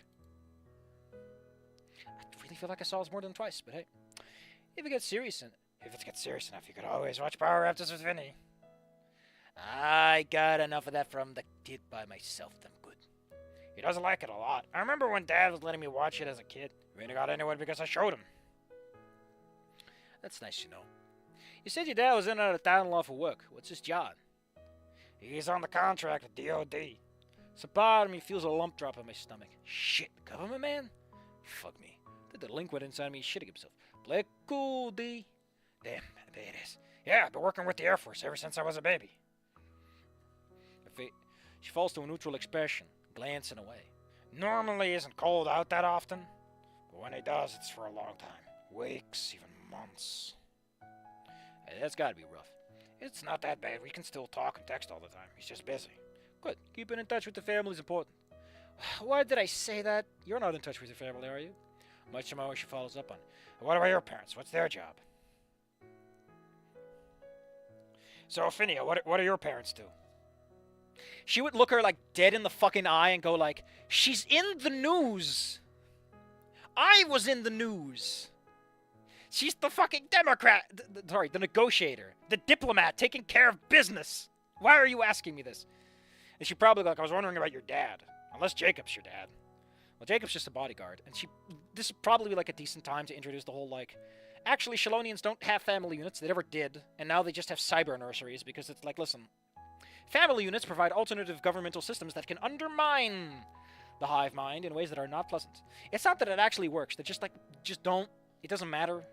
Family is important. The community is. And as you can imagine, a lot of people hate him for it. Not an easy sell. Because a lot of species do grow up with family connections. They just didn't. And it's like, come on, man. They don't even have last names. Their last name is just where they live. Because it's like your family doesn't matter. Where you are and what you do does. They jab you in the chest. I don't know Fighting Spirit. Hajime no Ippo. It's decent, but the fans are the hardcore type. Well, I'll probably never watch it because I'm getting at that point where it's unlikely I'll do anything that I said I'm going to do. Unless I get paid for it, which will never happen, so consider that a loss. The fans being hardcore I can understand, though. I must have got a look on my face because she looks weird. I live by myself. You do? Oh, God, Olivia, don't use that tone of voice. It hurts. Yeah, my dad's paying for the apartment and stuff. He's, Shit, do I really want to tell her? Fuck. Deflect and hope she doesn't press it. You know, I told you a while ago that I was sent there by myself. What about your mom? I recoil, and she suddenly looks regretful. She died a while ago. It's just me and the old man. Before I can apologize, the Liz mothership starts freaking the fuck out about something, drawing us both out of the dreadful fucking awful conversation we're in. Thank God. What about Olivia's mom? Everyone has dead moms here now. I have a dead mom. You have a dead mom. He slides a knife into Sophia. Damien has a dead mom. Is there anyone else who has any dead moms they'd like to confess to? D, I was gonna sacrifice her for a ritual to turn my friend into a robot. What? It's a Full Metal Alchemist. What? Damien comes bounding over, Liz's head in tow with an armful of tickets, spotting the most exciting pog I've seen him yet. Lord, that's an awful lot of paper. The sight of it alone is enough to knock any lingering funk out of both Olivia and I. Shit, he's got tickets trailing behind him. Liz giggles happily. Damien got the jackpot in Megalomillionaire. You mean that game that fucking cheats? This is probably 1,000 tickets. I'm gonna see... 1,000? Inflation hit hard, even in ticket land, my man. I'm gonna see what it gets to the prize counter. Come on! There he goes, speeding off again.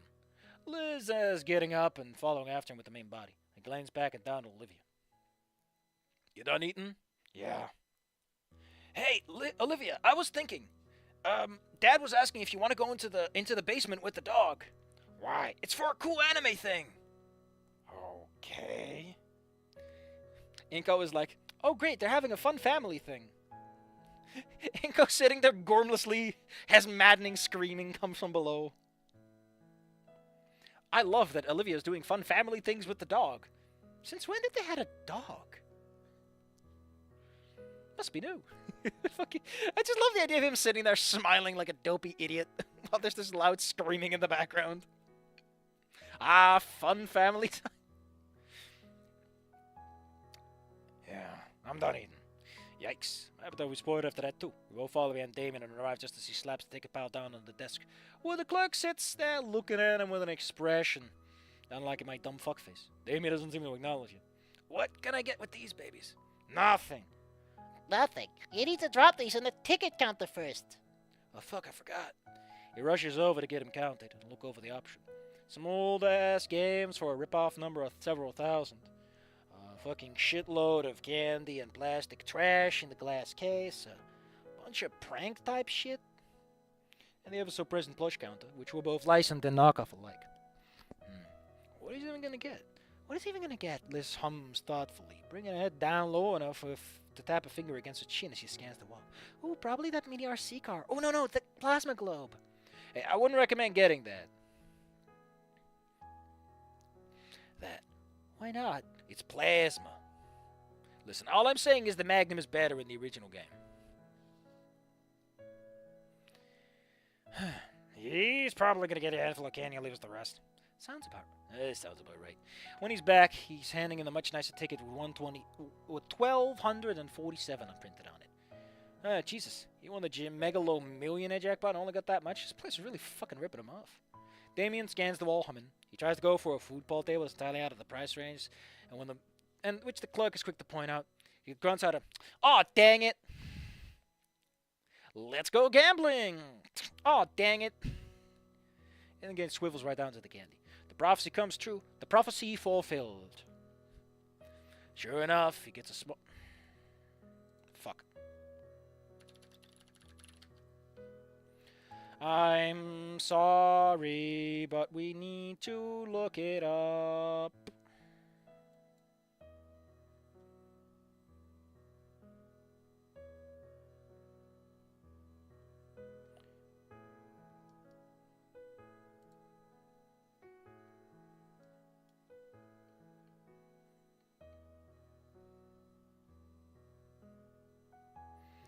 Come on, UESP has the fucking thing. Come on, it's gotta be in there somewhere.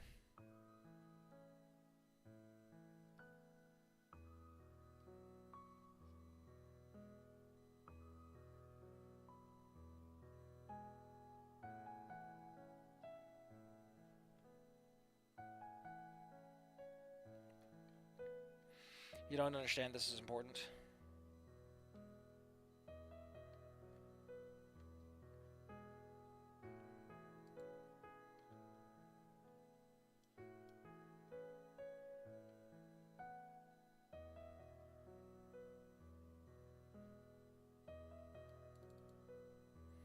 Is this an actual font? Oh shit! That text says something?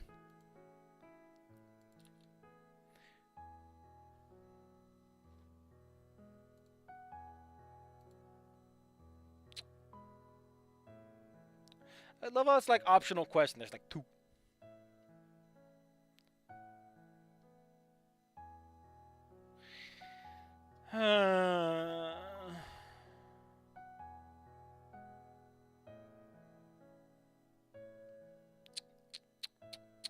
Yeah, I can't find it easy. Shame. I was hoping to get that quote and recite it in full, but I guess not. Oh, Wellington. Let's get to it. The prophecy fulfilled. The bond between a girl and a dog is unbreakable. It is known. Hey, Inko, can you come down to the basement to help us? I'd rather leave this a family outing. You guys can have the rest. I don't really need any of this. I'm good. I might want something. Olivia wheels closer, scanning the wall and humming quietly. I wonder what tickles her fancy when her gaze settles on the plushie counter, and she gets that same wide-eyed sparkle look she did when she was explaining Gundam to me. Whoa, look at that. She's pointing her finger, and I immediately recoil. The fuck is that thing? Some kind of sparkly green fucking blushing long frog thing. Seems to be the last of its species, and as I gaze at it, my hackles start to rise in its primordial need for genocide. It creeps its way up the back of my neck. And that one? I kinda want to tie it to a firework and set it off of a deep fryer. I want to fucking twist his little head off and cast it into a pit of fire. You guys are rude, but you're not wrong. But you're rude! It looks like the reason we have taxes. I fucking hate its fate. Smug-looking piece of shit. I gotten used to it. It's been around for years. Hold up. Hold up.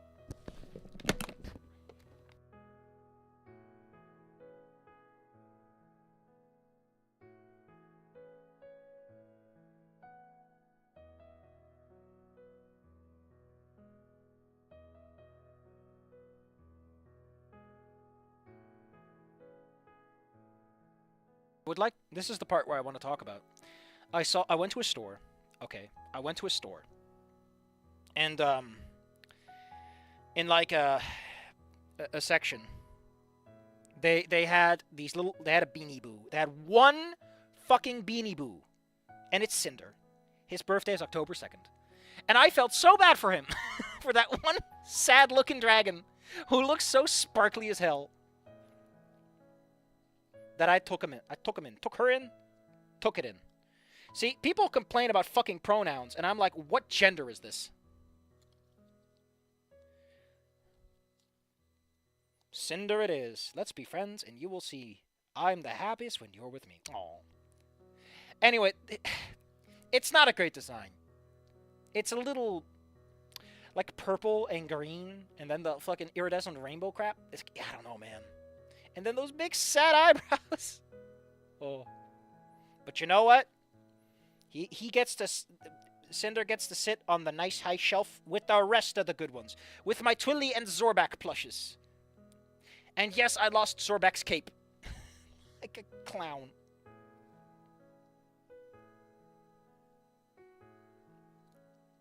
You know, I actually do kind of like the shape of this plush, though. Like, the colors aren't great, but the design itself is adorable. He's got little hands, little feeties. It sits up. Maybe you should sit next to to the Mango Twins. You know, keep them company.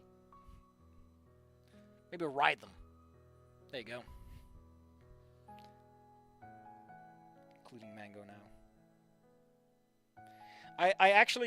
I got a Blahage when I was at the IKEA once. And I got it with the specific intent of giving it to someone. Just to fuck with them. I don't know if I'll ever meet them. I don't know if that chance will ever arrive. But if it does, I'll have a Blahage. And I will beat them to death with it. It'll be perfect. Trust me.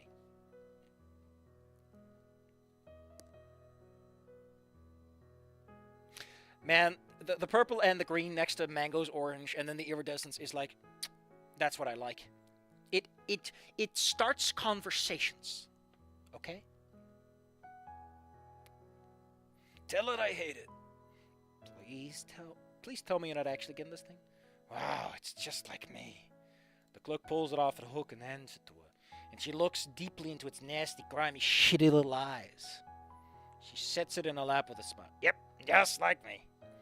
I'll be honest, I don't know why people are so mad at this plush. I just don't. Damien sneers at it, vitriol pouring out of his mouth, and a man almost shocks him. I'm gonna set that fire sometimes. Not if you like having both arms. He doesn't back down. We have two for a reason. They pick back for several minutes while Liz looks at her watch and glances up at them. Guys, it's getting late. I think it's time we head out.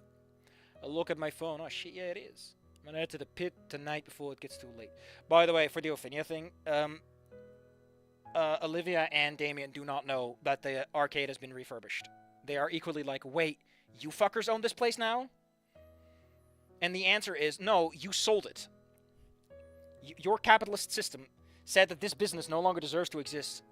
And we were like, you know, we're already buying up half the fucking town to turn it into social spaces, you know. Wait, you're telling me that 10-minute cities are a conspiracy? I mean, they weren't before they arrived, but now they are. So good luck. You'll be walking everywhere, loser! cars.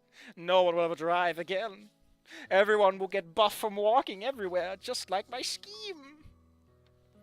And then ProZD walks in, and it's an extension of that stupid skit. It's like, actually, this reduced the amount of people that are suffering from cardiovascular problems significantly, and it actually increased the awareness when it comes to problems relating to handicapped individuals and accessibility, and it significantly improved the quality of life around town for everyone. Dang it. I just wanted to ruin people's lives. Yep, I guess you're right. We all start heading towards the exit. Oh, wait, what? Oh, she's purchased it, I guess. I like how Olivia sees herself in this guy, too. You know, this has been a lot of fun. Coming here together for the first time in a while. Thanks for taking us, Liz. She smiles. She smiles, brushing the strand of hair away from her face. It's no problem. Damien turns to us. Me and Olivia, that is. Nodding. Thank you guys, too. I clap him on the shoulder, grinning. Hell yeah, big men had a great time. What about you? He shoots me a grin bang with a thumbs up. Even better. I know it was a bit of a mad at first, but I'll admit, it was worth it. We all share a smile and head out into the parking lot where we file into the car, and I do the whole wheelchair rigmarole again, this time carefully. Once we're buckled in, Damien glances back and catches the side of the dreaded plush again, and the argument begins. I'm just saying you should try hiding pencils in its ear until they come out the other side of its head. Olivia's completely curled in the corner of her car, snuggling up to it and resting her head on top of its, smiling, at least until she bites back at Damien. If anyone hurts him, I'll kill you. Alright, cooling it. Fratricide overstuffed and we'll make a shitty newspaper headline. I just love, I love this, the CG they did for this, by the way, where Olivia's like cuddling up with the plush. It, again, kind of ruins the illusion that this plush looks absurd, because they did way too good of a job making it look nice. Okay, I just feel, I would die for this little, let me see if I can find it. It's After Arcade. I would die for this little plush, okay? If that little plush was in danger, I would jump into a fire. I'd catch a grenade for ya. Because I am a man, and a man has principles. I've also got the knees of an antelope, the horns of a giraffe, the wings of a hen that scuttles through the grass.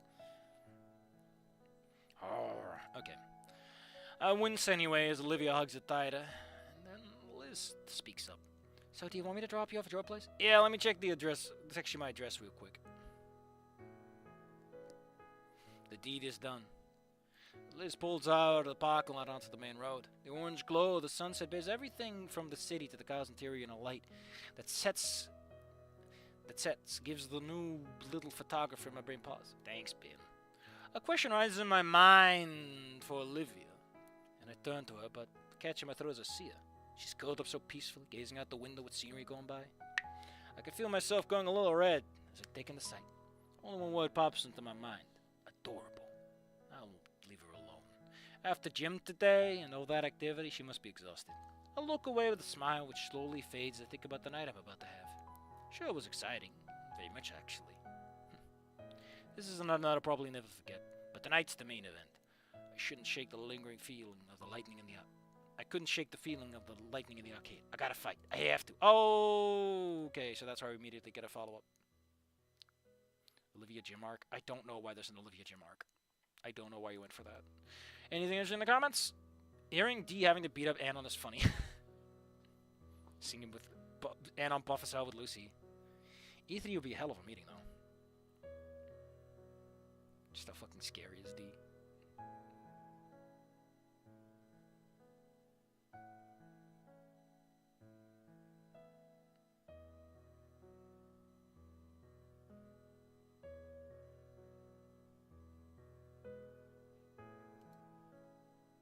Yeah, we got a bloody knuckled interlude, which we're gonna skip. Oh yeah, he's gonna be knocked out. Like, bad.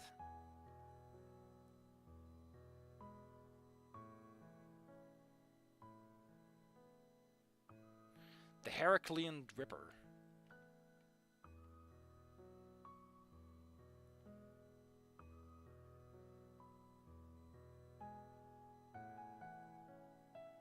He knows the rules and sticks to me, won't try to kill you. Oh shit, it's a dinosaur.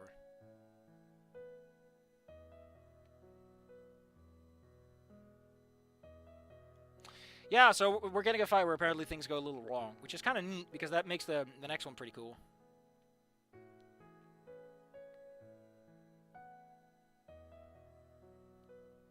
Oh, he invites a... Oh, we're getting some fun stuff. Yeah, I think it's going to be neat. Also, Chapter 12 is not that long, so next Friday we'll probably do Chapter 11 and 12 at once. Thanks for fucking me up, Demetrius. And after that, we got a more standard long chapter.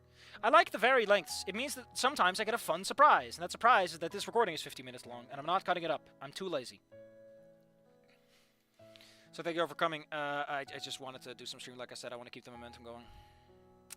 Just want to keep the momentum going.